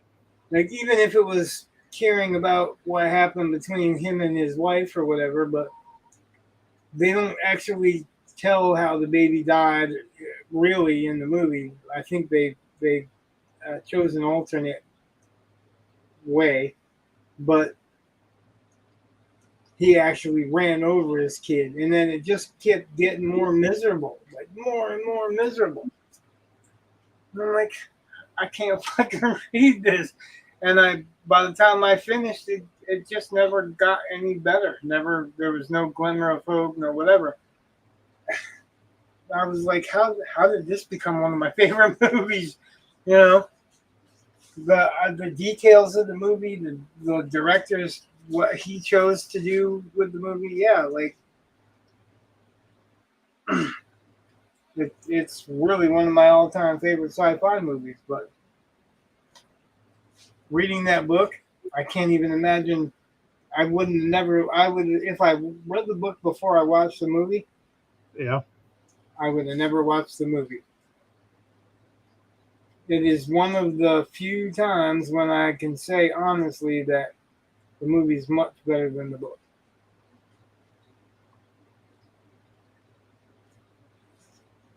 Silence of the Lambs. Movie's better than the book by I have the far. book. I haven't read it yet. I was going to read it. Here's the I maybe I think my read it wife wrong. read it and she liked it, so I don't know. It's the same story. I mean, it's good, but the clues I think that are in the movie don't. They are, I think, a little bit more nuanced than what's in the actual book. So, Well, they did a movie before that too. oh, I know, but I'm just saying. You know who was playing Hannibal Lecter? I don't know his name. I mean, I know Brian who. Cox. Okay. He was Uncle Argyle in Braveheart. He was Oh yeah. in the Bourne movies. He was like one of the administrators. He was in Yeah. the movie Mrs. Brown with the Queen. Oh yeah. I've seen it. I mean, I've because it's Well, I'm just saying, like he looked totally different. I didn't realize it. I used to like him in the Sharps movies, and I liked him in Rob Roy, and he was kind of a bad guy in Rob Roy, kind of a minor bad guy in Rob Roy. He was Agamemnon too, actually. Well, I'm just saying, if you read the book, compare it to just the clues that Hannibal Lecter says, like he says a lot more. Like once you understand all the clues, or I don't think you could possibly say that they're clues until after the events. But I think the movie just did it better. But anyway. Okay. Like, I enjoyed the movie. I haven't read the book yet. I have it, like I said. I just haven't. I've read it. I mean, it's not a bad book at all. I'm just. First Blood was better than the book. Yeah. Have you read the book? Yeah, because the guy's name. David Morrell. Yeah. I also have his book on writing. No, I liked his book on writing. I did too. That's why I thought I should go look at Rambo. So. Well, First Blood was his first outing. You knew it from reading the book on writing, right? Yeah. But if they went by the book, there would be no sequel. Oh, I know. That's how it was originally filmed, though. So they showed it to a test screening. People got pissed, so they reshot the. I only know that Sylvester Stallone tried to buy the movie so that it wouldn't come out. Well. And now it's his most popular, most famous movie. Yeah, probably. Everybody knows Rambo. Like, Rambo's a household name now. Yeah. I read his Murder as a Fine Art. I read the first one of those books. And it's supposed to be in the 1800s. It's just after or just prior to Jack the Ripper. There's another killing like that's historically accurate. But what made me stop reading the series is, like about halfway through, it starts off with this chapter about a kid having a gun, and it's like the 1840s, 1850s London, so it's not it's basically still a flintlock, or cap, whatever, right? And he's like, "This was in the time before gun laws." You just took me on the fucking story, you asshole. Like, literally, he started preaching about gun laws. Like, no, you're supposed to be, giving me a mystery. I know that it's before gun laws because they're modern. And the fact that it was before gun laws didn't make it a worse scene. You know what I mean? It wasn't like, oh, it was detrimental because of that. No. Was he scared that the reader wouldn't realize that this was before gun laws? I think it's that politics invading everything. Oh. They had no business there. Not at all. And it really created a huge disconnect. I had that happen. I've been waiting to read a good historical fiction book on Arminius. Okay. You know who I'm talking about? No. Okay, so Arminius in history was a Cherusci German who was a hostage of Rome when they defeated the Germans. Okay. And Rome basically tried to incorporate all their enemies or all their defeated countries into Rome. They just wanted to make them Rome, and that way there was no resistance, no fighting. They showed them a better life. Well, Arminius learned to be a soldier from the Romans, and then he went home and united the German tribes and defeated the Romans and stole 3 eagles. That was the Teutonberg Forest massacre. Basically, it was a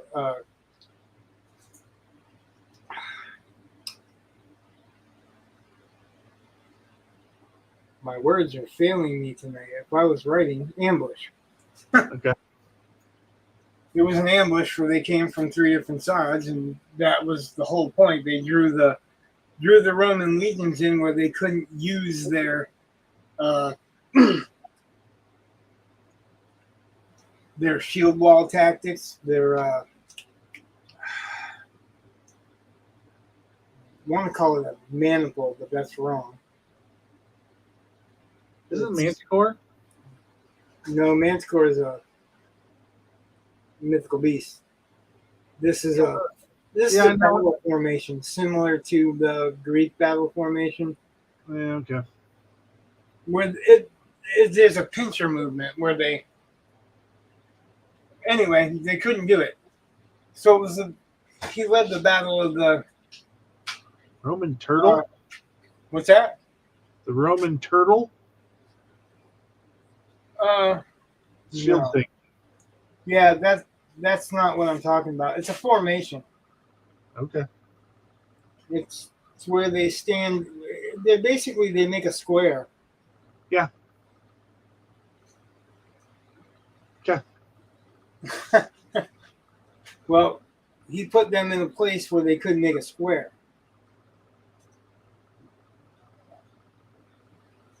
A phalanx is the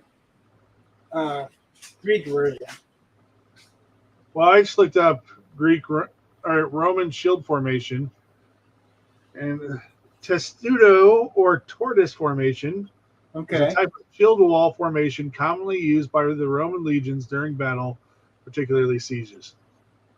Yeah. The men would align their shields to form a packed formation covered with shields on the front and top.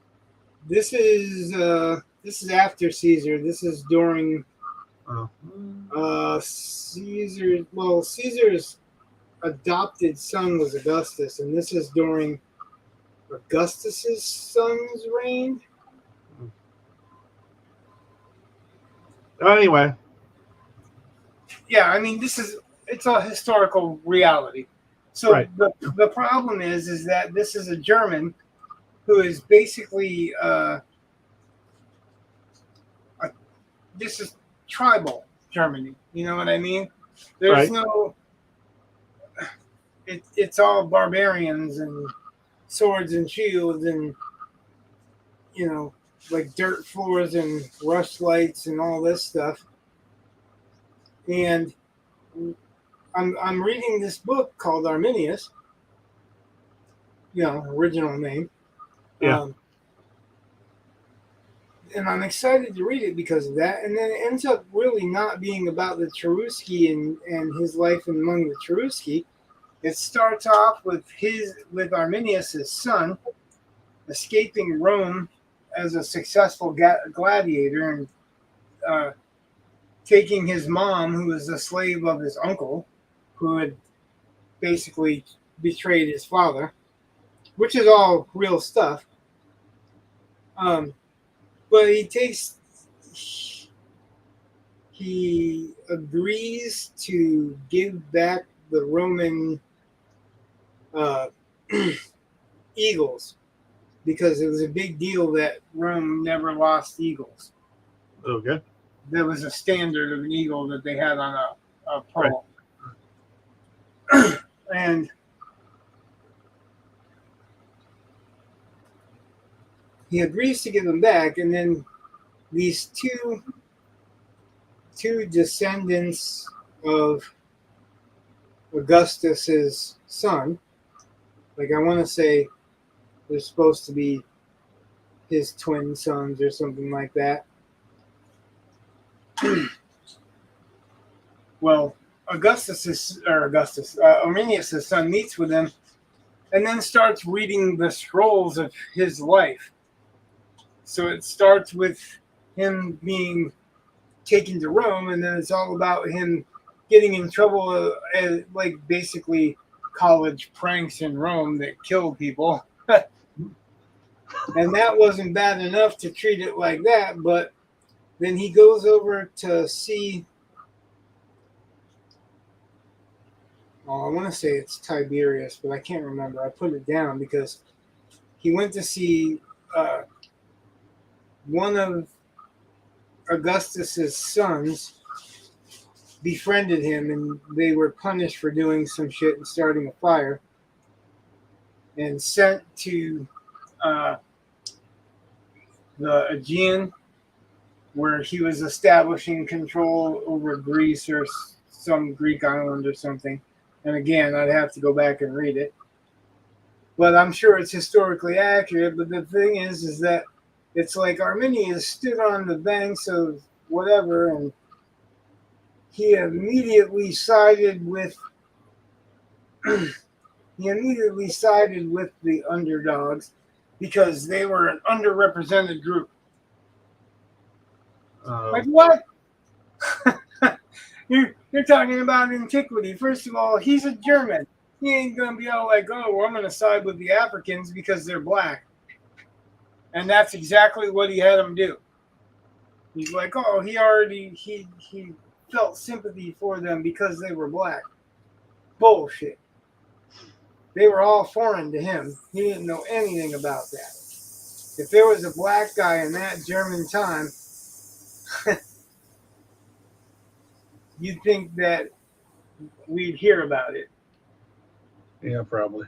That was the other thing that Arminius accomplished by driving or winning against the Romans, is that he drove the Romans out, so recorded history uh, was halted for that time period in Germany because it was the Romans that were keeping history. Right. But that was one of the big things about it. He united the German tribes when nobody else could unite the German tribes. And he ended up getting literally backstabbed over it by his brother and somebody else.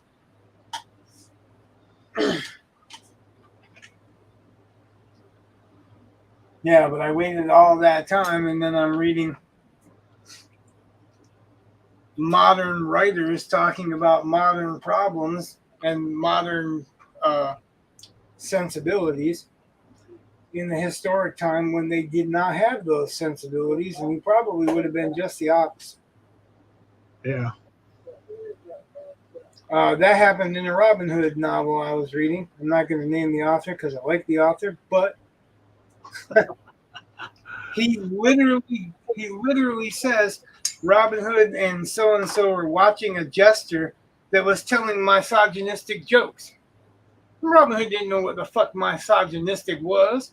No. No. It's already abused nowadays, but he didn't know what misogynistic is. I'm finding a lot of the historical fiction writers are making their men weep very often, which was pretty much unmanly at the time that they're talking about, you know? Right. Yeah, I don't know.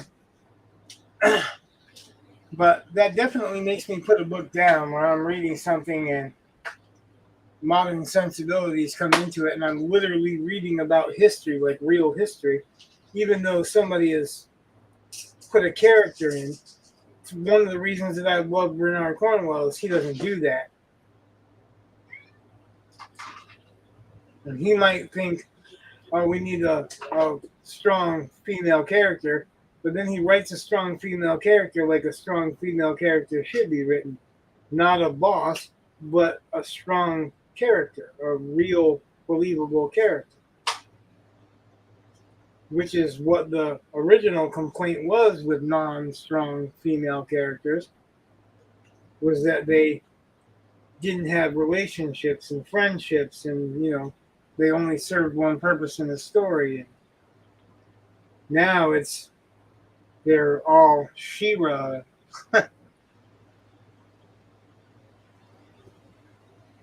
or Buffy the Vampire Slayer.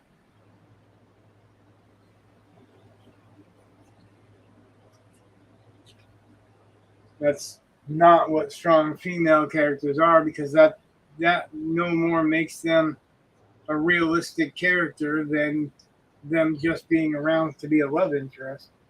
Right.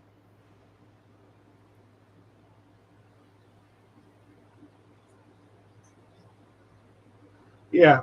It's not just that your character has a female name and it's basically just a, Indiana Jones with tits. It doesn't work that way.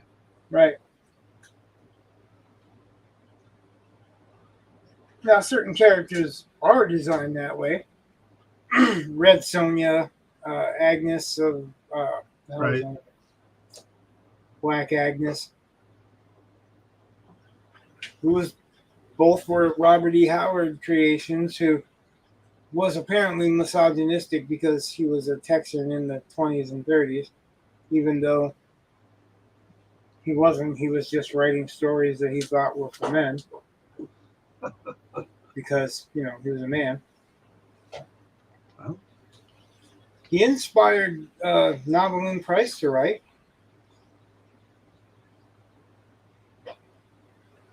Have you ever seen the movie The Whole Wide World? no. Oh, another movie that you're missing out on. That one, I think that one you'd appreciate. Like a lot of people probably wouldn't appreciate it as much as you or I. Jake might, our writers group might, because Robert E. Howard was a writer. He was a recluse. He was misunderstood. But the movie, Robert E. Howard is portrayed by Vincent D'Onofrio, Okay. and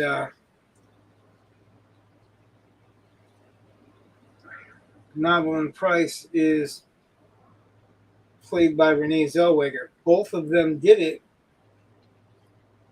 for either very, very cheap or for free.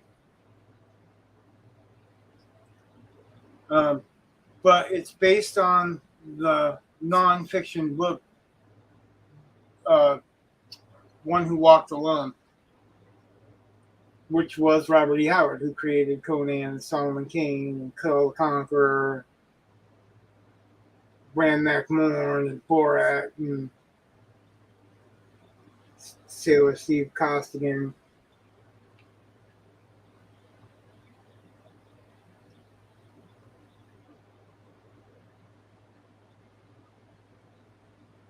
I'm missing so many.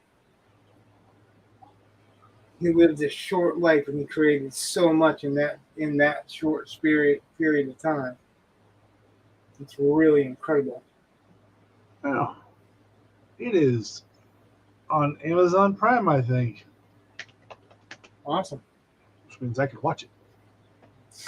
I have the DVD, so I also have the book. In the book, I don't know. I don't want to convince anybody not to read the book, but in the book, I kind of develop a not good opinion of Novelyn Price. But that's probably because I'm really a big, huge fan of Robert E. Howard.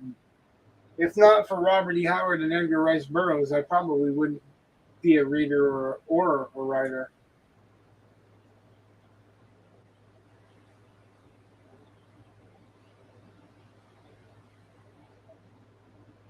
Tarzan was huge for me. We moved around a lot as a kid. I didn't have a father, he died. So the only steady constant I had was my mom would read Tarzan of the Apes, Lord of the Apes, every night.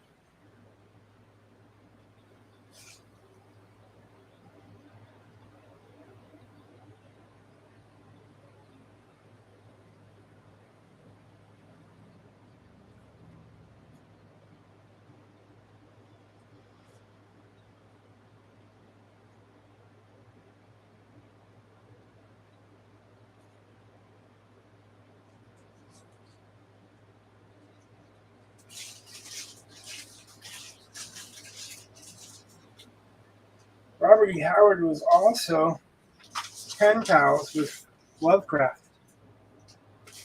Really? Yep. What's really interesting is that both of them were recluses. Lovecraft lived in Rhode Island, and Howard lived in Cross Plains, Texas. Um, they were both writing about the same thing from different angles.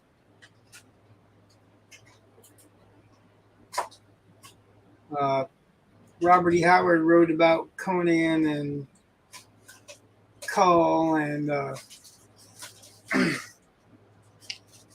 Solomon Kane fighting evil and ancient elder gods and stuff like that, while being a pen pal to the guy who created the elder gods. And they were both published in Weird Tales frequently.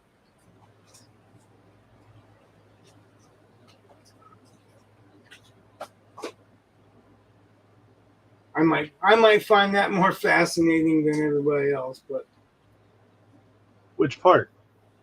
all of it. Oh, okay. I find the idea fascinating that they were pen pals, and one created people trying to survive the madness and whatever of the elder gods, and the other one was trying to kill the elder gods or defeat the elder gods. Hey, Jesse, Maniple, that's right. There you go. You're very welcome for the painting. I don't know if you're still here. Oh my gosh.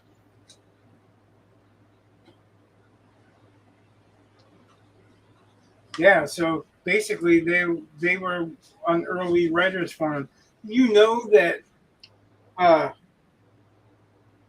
Robert E. Howard created fantasy before Tolkien. Conan was published before The Hobbit. Okay, I mean, that's all right. And he was literally creating fantasy, not, well, arguably allegory.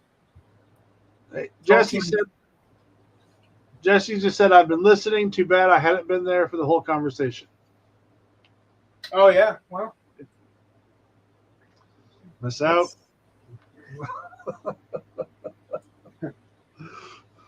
You may have been happy that you haven't. Well, Jesse's a writer too, so you know. Yeah. This is all relevant. Matter of fact, not only is Jesse a writer, he's a publisher. I gotta make you a mod so that you can share a link to Heron Press or whatever. Somebody else can share links to other people we want to see be successful. And actually, I want to see him be successful, not the least because he publishes my stories. Let's publish some of mine too. Published my stories and some of my artwork. Contracted me for artwork. Which is why I did the whole wedding painting for him. Oh. He's been there when I needed someone to help out. He's been there to buy stories that he really likes really quickly. Before Snargy, like he hasn't put them out yet, but before I even submitted Snargy, he was like, I want to buy it. He's like, if that's not snatched up by Writers of the Future, I want it. He said, I'm changing my work hours in one more week. Then I'll start having 2 to 3 days off a week compared to the 1 day a week I've had off for the last over 2 years. So we will have more time, and I'll get this stuff ready to publish. Oh yeah, that's not a knock, man. It's the other way around. I was trying trying to puff it up, maybe get some sales from the two people who are watching, or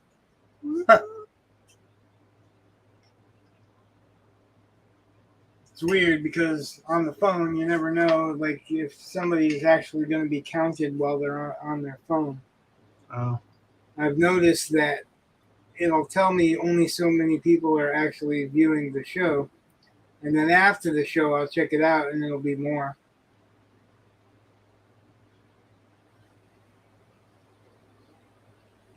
sorry, I was texting and it sounds dumb once read out loud. What? That's just my reading voice. Thank you. He What? said Jesse said sorry was texting and it sounds dumb once read out loud. Because I was reading what he texted and that's all. Oh, you miss a word or something? No, I might have, but or I just No, I mean, did he miss a word when he was texting or something? no.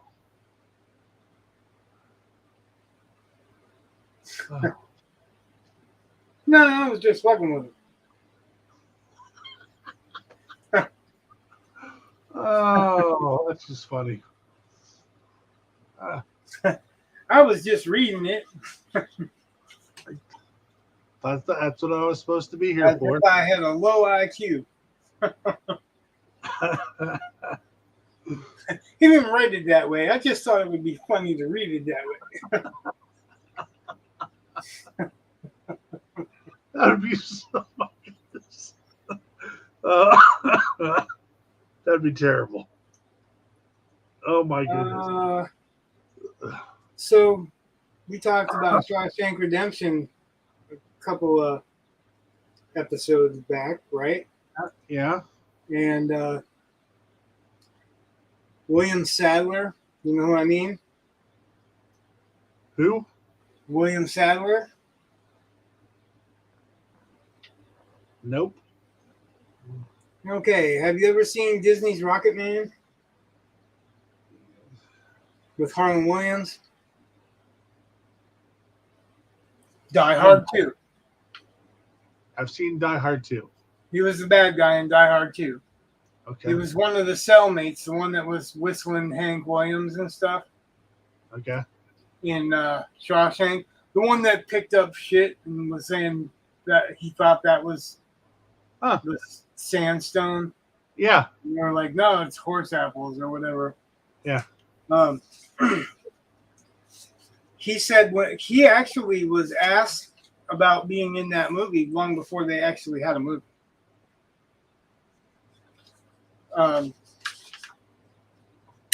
And he said that that horse shit was actually a certain kind of mud called clean mud or something like that they sculpt stuff to look dirty or filthy or whatever. Uh-huh. Jesse says, no, sadly, I wrote it that way.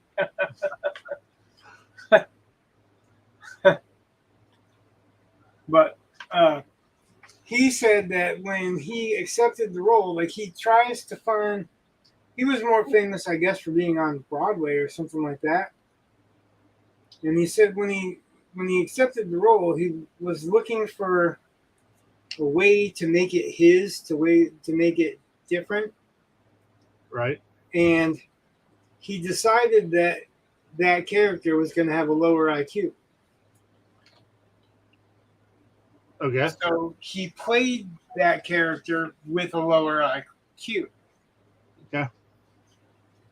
And he was looking for, some specifics that would make him, give him identifiable tics and stuff like that.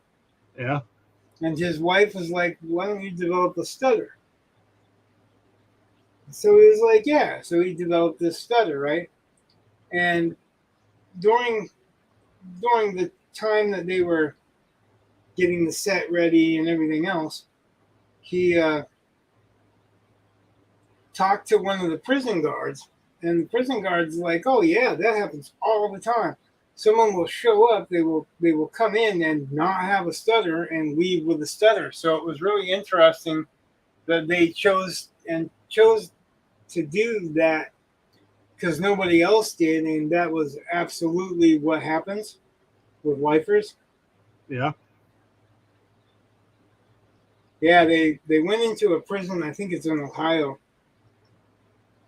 and there was like I think 4 or 5 floors or something like that. They said, and it was so horrible that they closed it like a couple of years before that. It was inhumane and all this other stuff. Yeah. And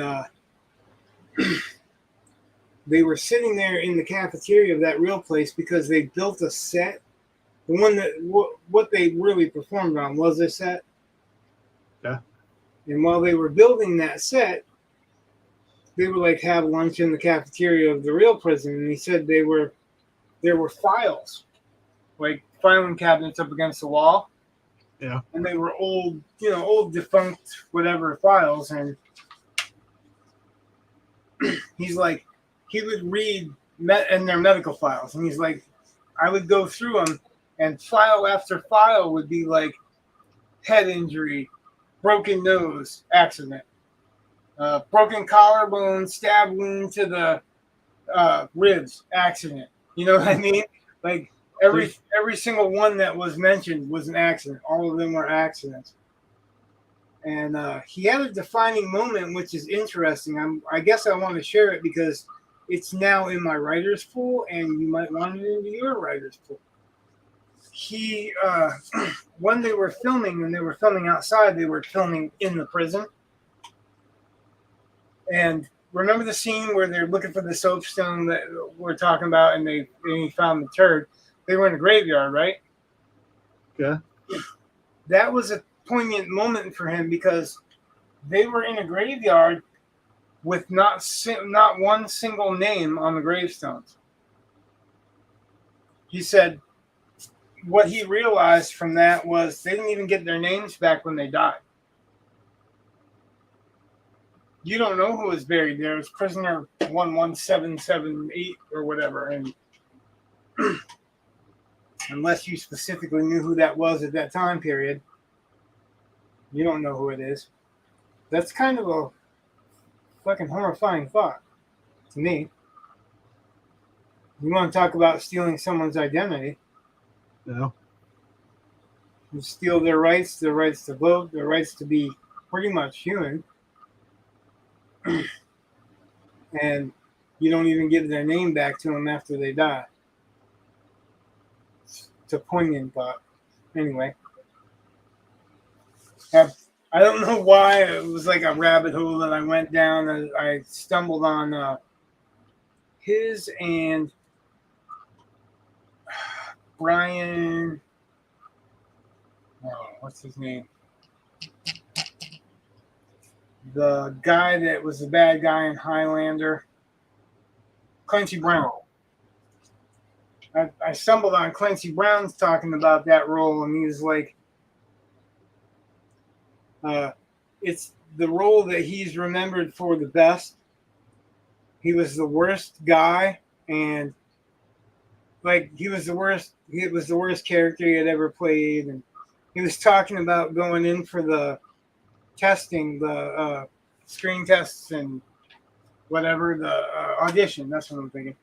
He was talking about going in for the audition, and he's like, the scene that he was given to say for the audition was the introduction to the new inmates. Yeah. And he's like, and I couldn't say it. He's like, I couldn't be that rotten, couldn't say that rotten and be that kind of an asshole because the person that gave me the script and was watching me perform was this little tiny cute producer. He's like, and I just couldn't be mean to her. He's like, I got the role, but it was my worst audition ever. And by all accounts, he's really, really a nice guy. Like, he's nothing like the bad guys that he plays.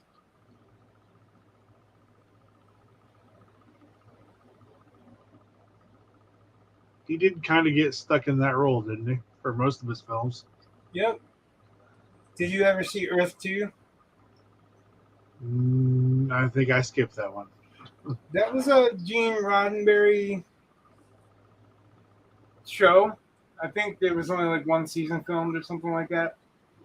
Yeah, He wasn't a bad guy in that. He wasn't the hero in that.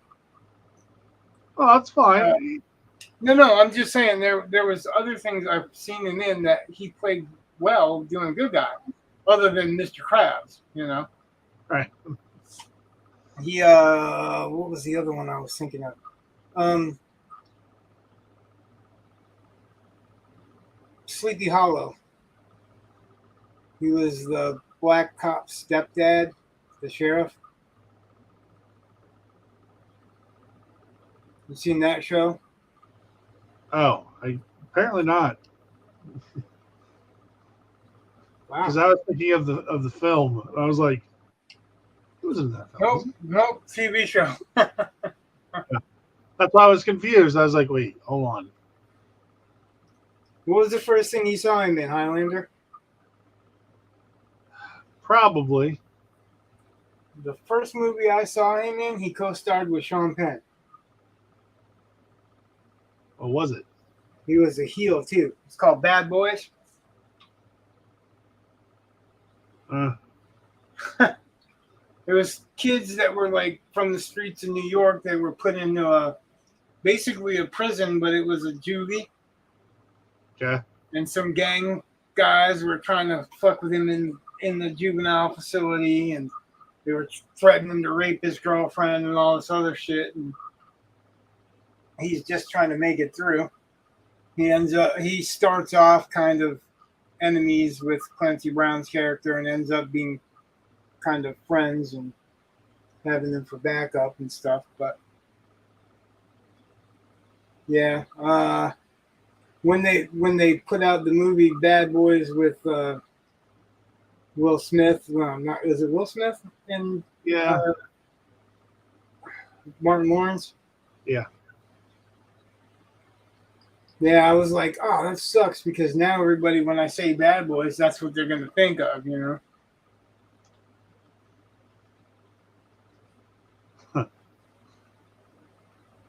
Yeah, I've ever seen this.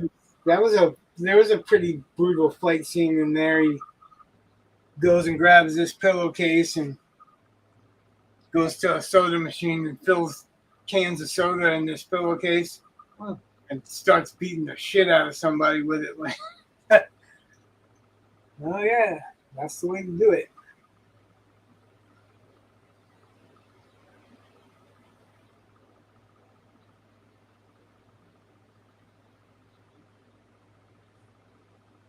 Wow, I'm surprised that I've named 3 movies so far you haven't seen.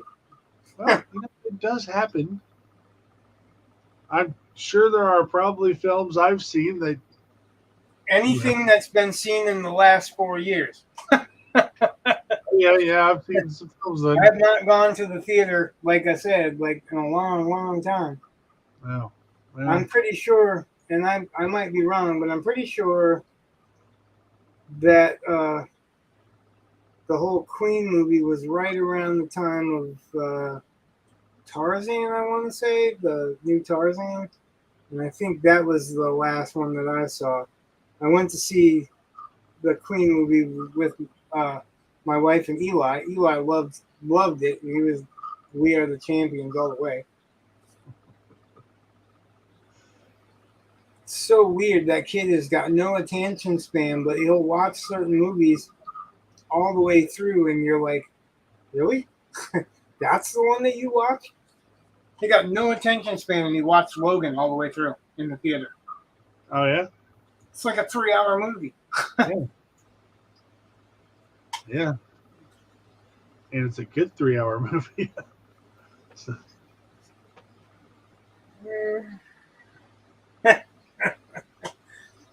It was okay. oh. I thought Logan was great. I thought it was okay. No. Like when Professor X dies thinking that Wolverine has killed him. And just, I mean, earlier in that that same night he had How told long him have you read the X-Men? I stopped when I don't I'm know. just saying, how long have you read the X-Men? Well, except for I stopped. So it's been a while. I just the That movie. that doesn't discount what I'm saying though. I'm just yeah, whatever. I'm just saying when Did you read it in the 80s? yeah, You read Days of Future Past? yeah. I Um, just Professor X was still alive. yeah. I it's that point. Like to me, Logan was kind of like you know how like Batman movies are just Batman movies and like there's the Nolan universe. It's all by itself. Logan kind of connected to Marvel, sort of, but I just I don't see with Batman is different for me. okay. I mean, he all in all the Batman, he's Batman. In all the Batman, he doesn't go back and kill his own parents. You know what I mean? It doesn't change the mythology. It doesn't change the progression of the character.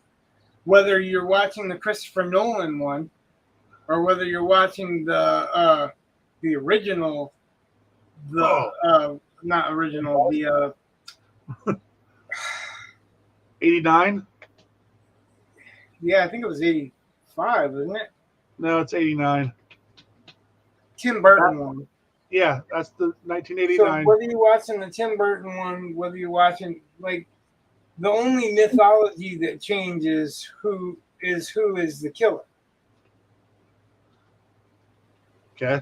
In all of them, even the new one, the Batman, his parents still die, and it still drives him to become Batman. Uh huh. Logan changes both Wolverine as a character and Professor X as a character. And Professor X has died like 4 times. None of Well, them because Logan killed him.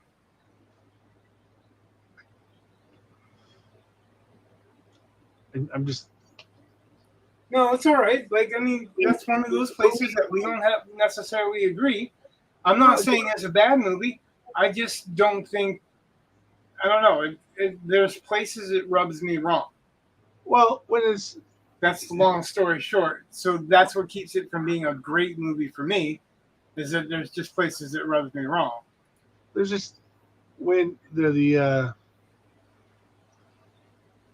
so basically in the film though when Wolverine has to be both a parent and then also kind of has to take care of a dying parent basically, so he's in that sandwich generation and he's screwing up what he thinks is basically his daughter, and he's also screwing it up with Professor X. Can't win. I mean, it's just and knowing the guy's going to die, thinking that I felt for the character and just being a Well, I said it was an all right movie, right?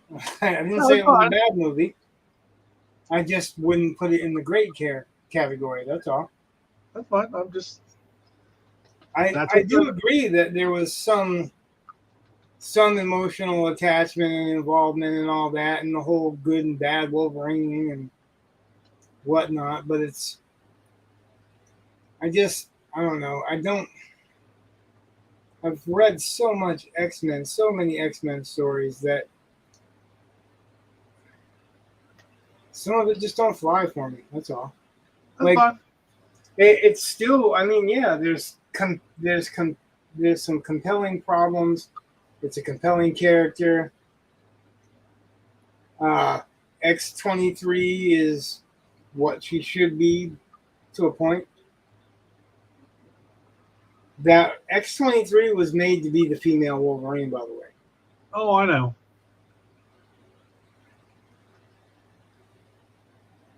And I Ooh, don't care. Like, that's perfectly fine with me when they're not turning Wolverine into a girl. They're just creating you know, a new Wolverine type character. But remember when you were writing the, I don't know what the hell it was called, the novel with the kind of gate that produced weird stuff. Oh, yeah, okay, sure. The Bonnie and Clyde. What I don't want to give anything away. You know what I mean? They're just names, but Yeah, I'm just trying to refresh your memory on the story. I know. Yeah. And one of my critiques on that story, if you remember, was that, and it's the same problem that I've got uh, with the X-Men universe that is actually solved by that movie. Why are there no mutants that end up mutating the same way?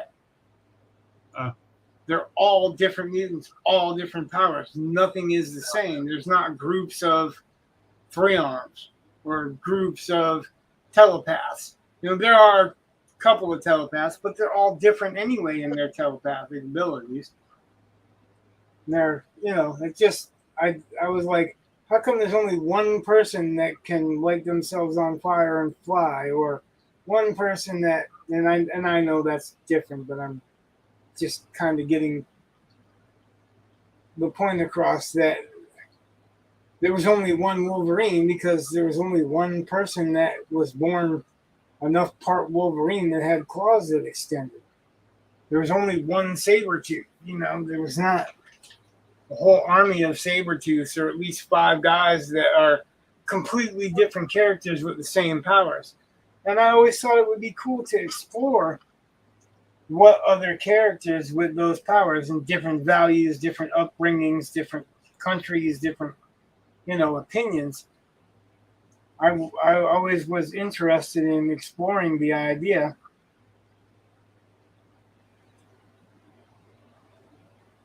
of having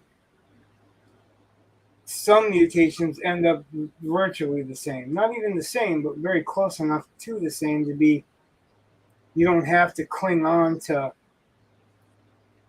Wolverine forever, you know. Somebody else is going to replace him at some point in time. That's my thing with Batman. I hoped that they were going to do that when they had Azrael take over for Batman. Azrael had a completely different story. It would have been interesting to put that character in that story because he's a mercenary, but he's kind of borderline insane. When Azrael took over for Batman, like he was fighting Bane on the train and didn't give a shit about the innocent people. So, like, I just like the idea of being able to come at it from a different angle. So that's one thing that did sell me on Logan, but I don't know. Some of the things that happened, I guess, I have a problem with. Like I don't think that Wolverine would have dealt with some of the things the way he dealt with them, and the whole guilt thing. I don't know. I guess it could be considered more gritty and true to life, but I really don't want to go see a superhero movie where it's necessarily gritty and true to life. I want to see something that I can't do. I can feel guilty all by myself. I don't need somebody else to show me how to feel guilty. I don't know. Maybe that's why it resonates though with me more because I mean, again, I went to that parent child dynamic thing going on, and you know, that's where Yeah, and that's another thing too. I just don't. I don't I know. I think that might be actually the most compelling part of that movie because throughout Wolverine history, he's had three great loves, and like they cracked him, they ruined him every single time they died. Mariko, Jean Grey, you know what I mean? yeah.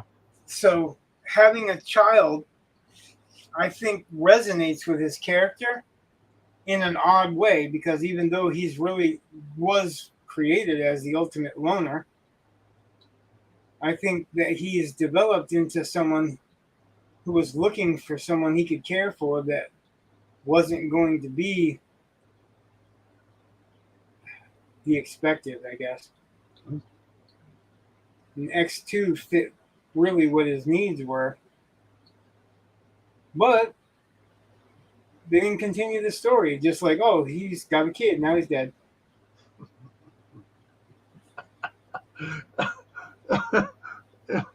It's an allegory for what happens to your social life. What's that? Oh, it's an allegory for what happens to your social life once you have kids. Sex life.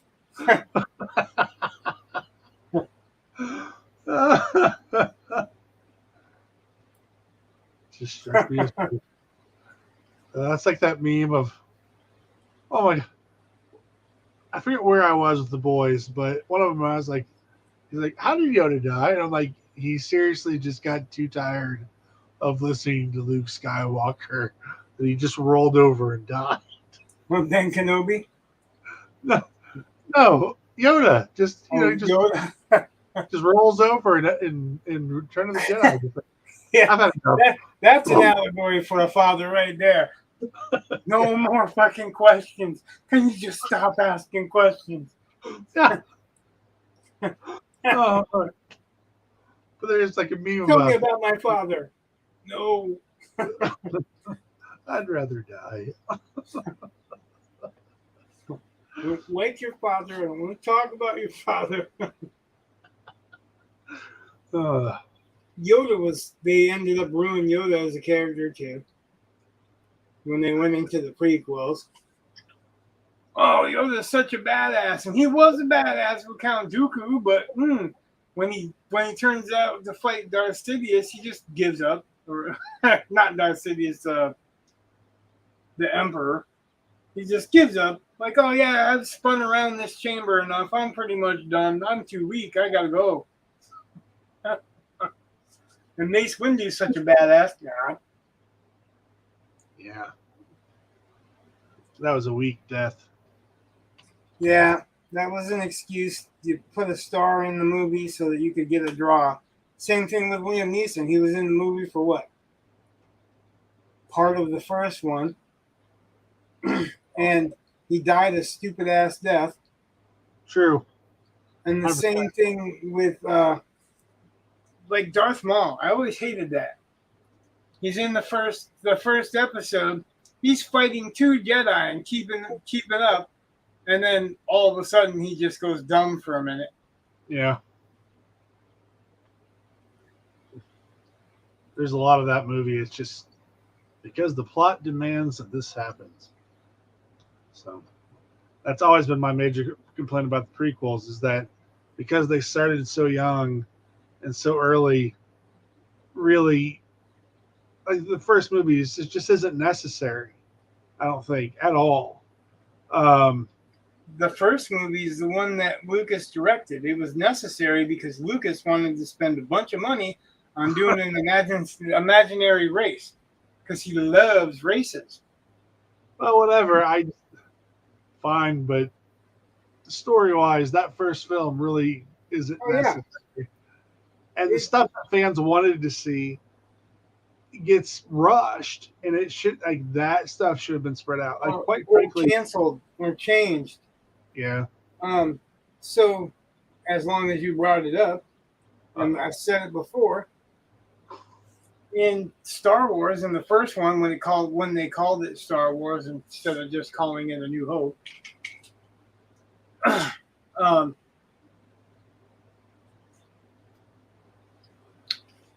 when Obi-Wan is talking to Luke about his father, he's like, when I first met him, he was a successful pilot. That's bullshit. So because what they planned on doing when they decided they were going to write the prequels or whatever, they re-released that trilogy, remember? Yeah. And when they re-released that trilogy, that part is cut out.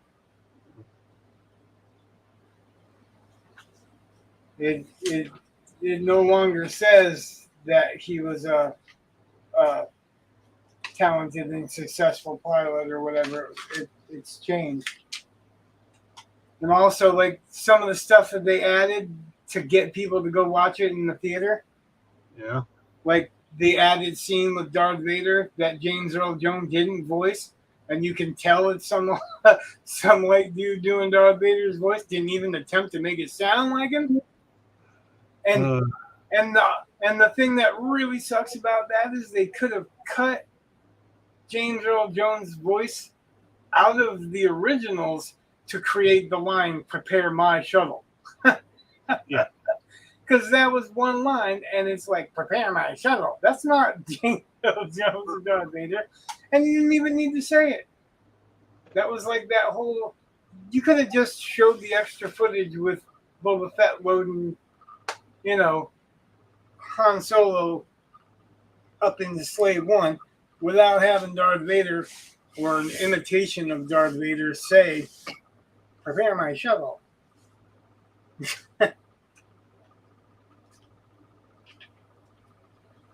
Yeah, yeah.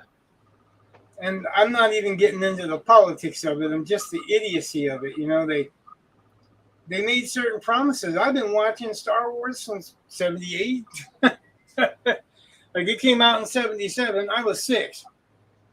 And I've been watching it since I was like 7 or 8 years old or something like that. And I've had an expectation that his father, before he became Darth Vader, was a badass when it started. But I should have known better because in The Empire Strikes Back, Luke was too old. So how could his father have been an accomplished pilot and then a great Jedi Right. if Luke was too old? Right? Right. There's a lot of stuff. The prequels is just Flawed. yeah. And I part of me just questions why. I mean, I don't know. I mean, I've never made a movie like that, so who knows? Well, I know why. I can answer your question if you really wanted to answer. Okay. Because when George Lucas wrote Star Wars, all of the Star Wars movies, he literally used a hero's journey as a map. All right. So in the prequels, he had to change things to fit the hero's journey. He had to go back and change some of the original stuff to fit what he was going to change in the prequels to fit a hero's journey. Because the opposite of the hero's journey is the villain's journey, right? Right. Yeah, I don't think we're very long for it either, Jesse. And yeah, have a great night. Oh. You just put that up. Yeah, I didn't say Okay. he didn't. Okay. I did not say that he had that up for a while.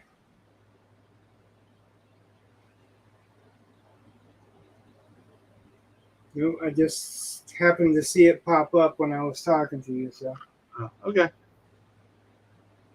I answered him. And then there's probably none anymore. No, there's still one unless it's him still. Lingers.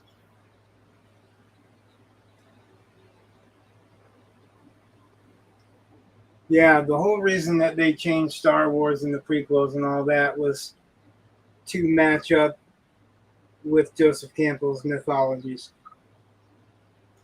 Well, and I find that that's people really don't understand the hero's journey because it's not a roadmap.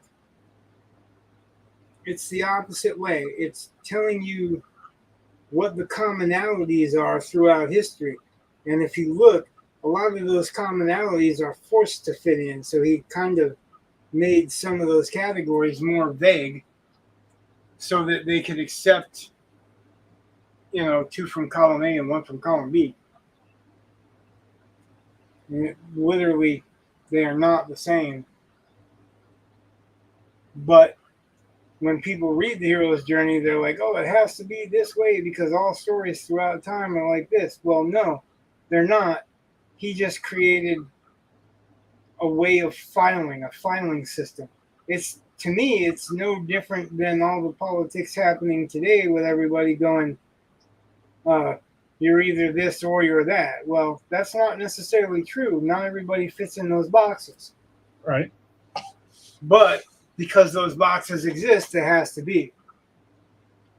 If you feel a certain way, like if you love your country, then you're colonist, whatever the fuck it is. I can't even remember what the hell it is supposed to be. Like, you that's not true. I love my country because I love my country. My country is the best country on earth. That's why I love my country. And I don't think anybody else should be changing it towards a country that they ran away from because it sucked as a country. But you fit those boxes in colonialism, patriotism is something bad now. What do they call it? Nationalism. Nationalism is bad. Like, why is it bad? Why is it bad to be, glad that your country is the best country on earth? Why is that bad? Like, I don't think anyone can really honestly answer me. All the people that think that this country sucks and it's super flawed and broken and blah blah blah are the people whose daddies could afford to send them to college to think about that shit anyway. And their daddies couldn't afford to send them to college, or mommies, without working their asses off to get there. So it's given to them, and look what they do with it.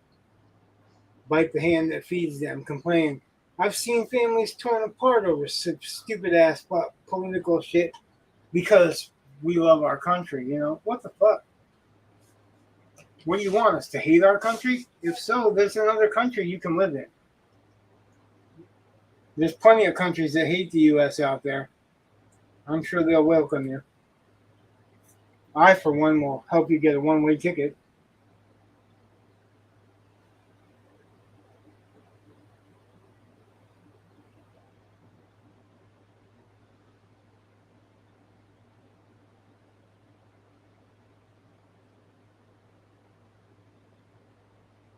Yeah, that's the reason that he wrote it that way, is because it was recipe.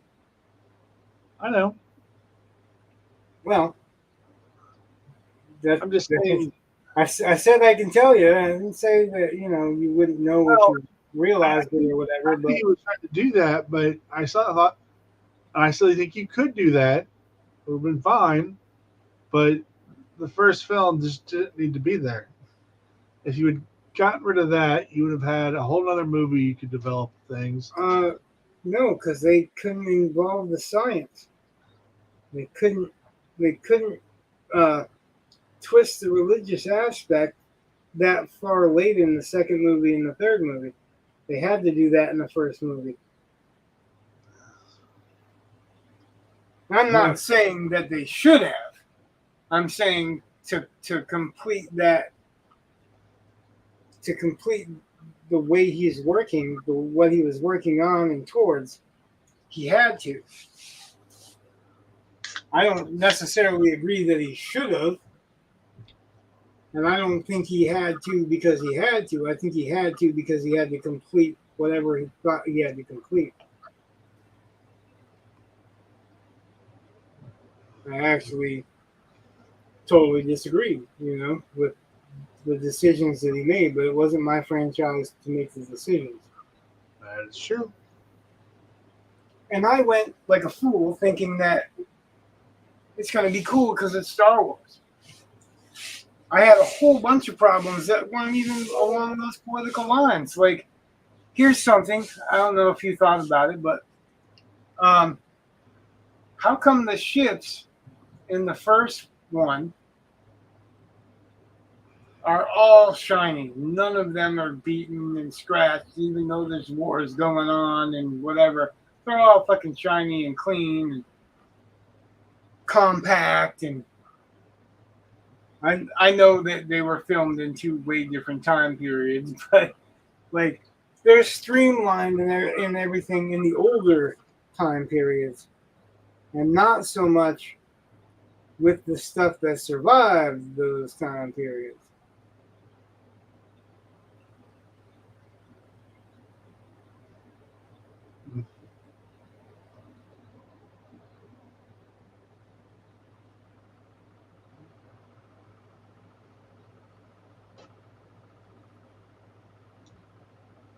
Maybe I didn't word that right.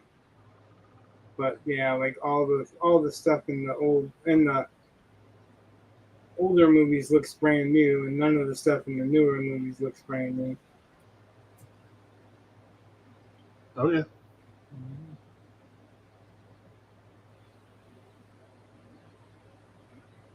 With the exception of the pod racers. But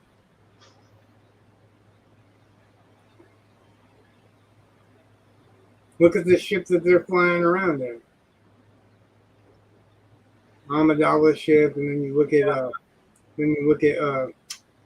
Obi-Wan's ship, and like we're talking about different movies too, but it's still the older time period. All that stuff is like way more high tech than the future. Like, why would the future not be as high tech as the past? Because they're wasting it on giant space stations. Well, they still spent monies on things that walk like dogs when they could be hovering or flying or None of that. they spent money on creations that can be tripped, literally. I know. I mean, it's one of those things where you think about science fiction and It's science. science fantasy, but yeah, I mean, you Yeah, suspend your disbelief, and I did too. I'm not saying it's impossible. but I'm just saying it. I don't think a writer necessarily can get away. I can't imagine a writer being able to necessarily, in a science like write that kind of mech, I guess, and have us believe that's futuristic while defying the physics. I don't think a modern science fiction writer could do that. Like, would be allowed to. I mean, a bad one, I guess, but when it comes to the films, it's like, well, this is a visual style, and it's visual, and it has a certain impact. And Oh yeah, uh, it's an art film excuse, but yeah, well, I'm just saying. I mean, it's it's the visual, not as opposed. The it was form before function. right, Um, exactly. That's what I'm saying. It's like we're expected to believe that all the past creations are streamlined and fast, and they're basically compact.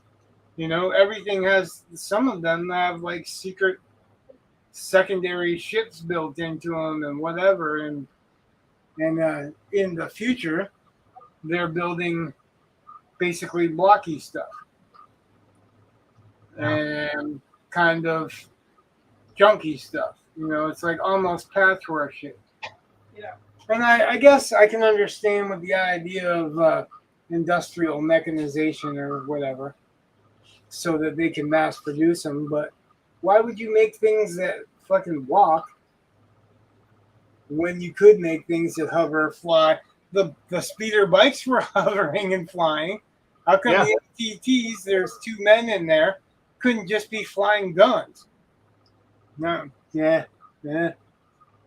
yeah. Which is Yeah, what I understand dramatic effect. Yeah, I know, but they had better tanks in at the Battle of Naboo.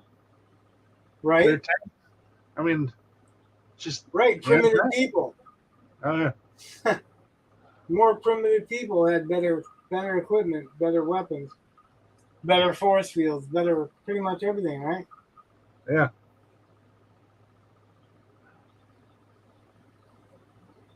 You think that was maybe a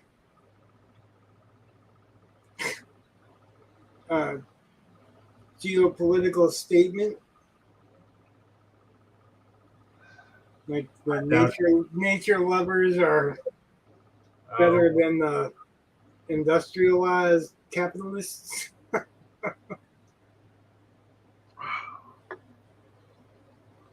oh, I don't know. Like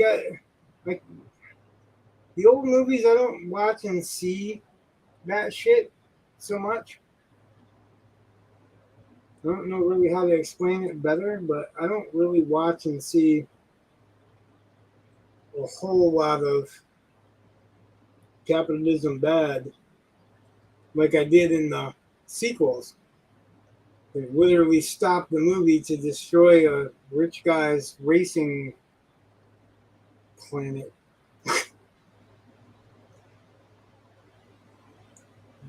Free the horses thingies.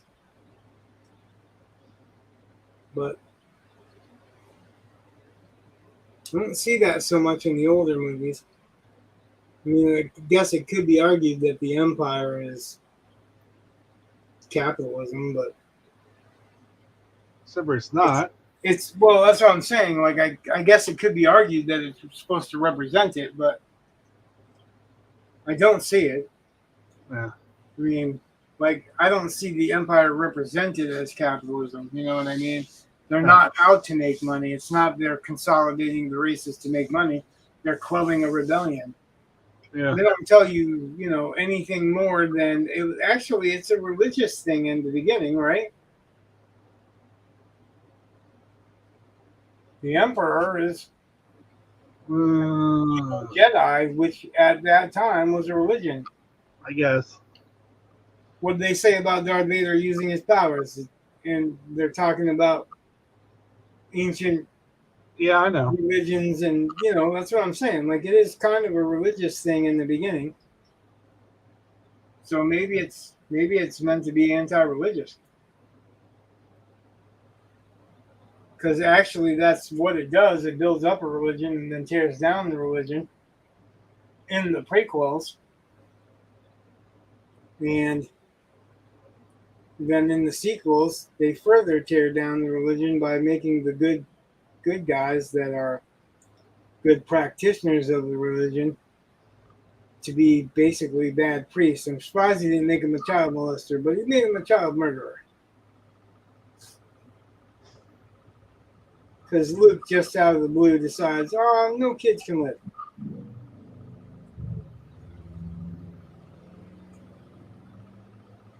Does anybody understand that? Does anybody really understand what happened there?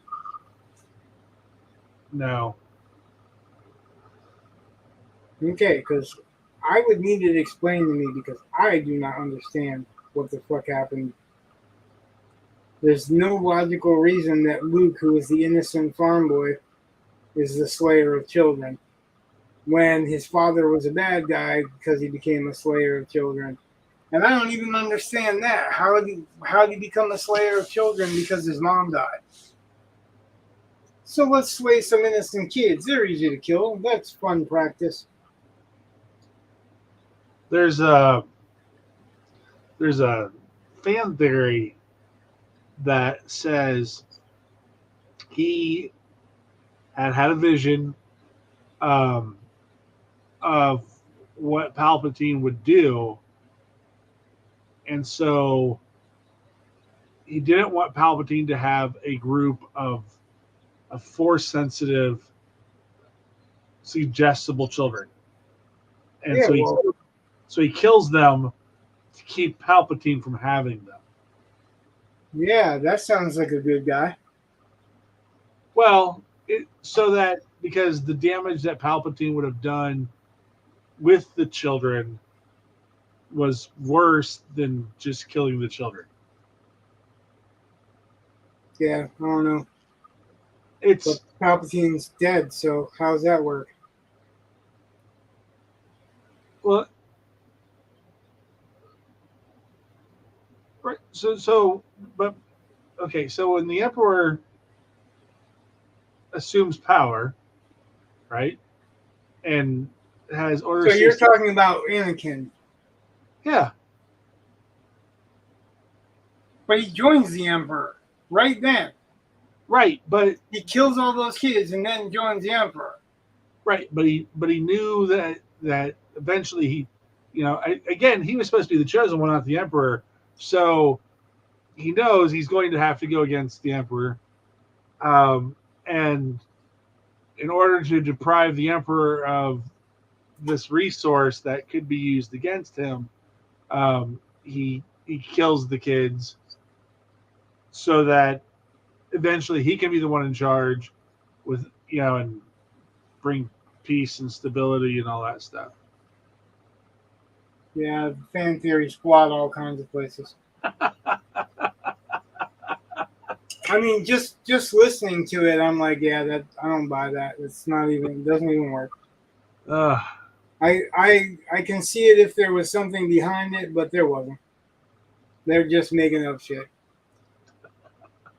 Because Darth Vader literally becomes Darth Vader almost the next scene. It's like he went out and killed all the Sand people and then got a taste for murdering people and became Darth Vader. Because he's going to learn to bring his mother back from death by killing all these Jedi kids. Maybe he was setting up things to practice with. he was trying to save his his wife. No, he was trying to defeat death to bring his mother back. That's what they claimed in the movie because they were talking about one of the other Darths that had defied death. Right. But that's because That was the attraction. That's what the Emperor supposedly convinced him that he could teach him.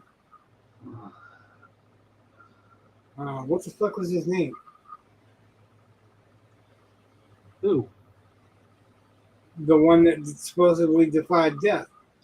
That was one of the theories on who Snopes was. Darth Plagueis? Yeah, that's it. Plagius or Plagueis? Plagueis.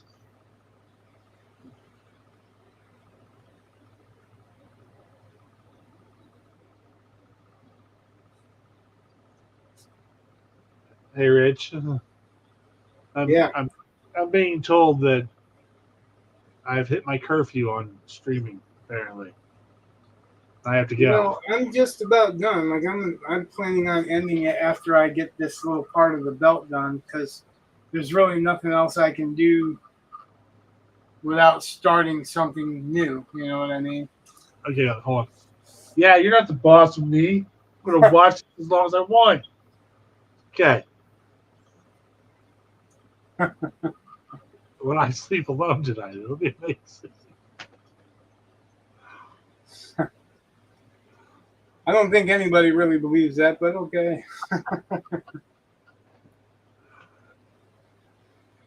Oh,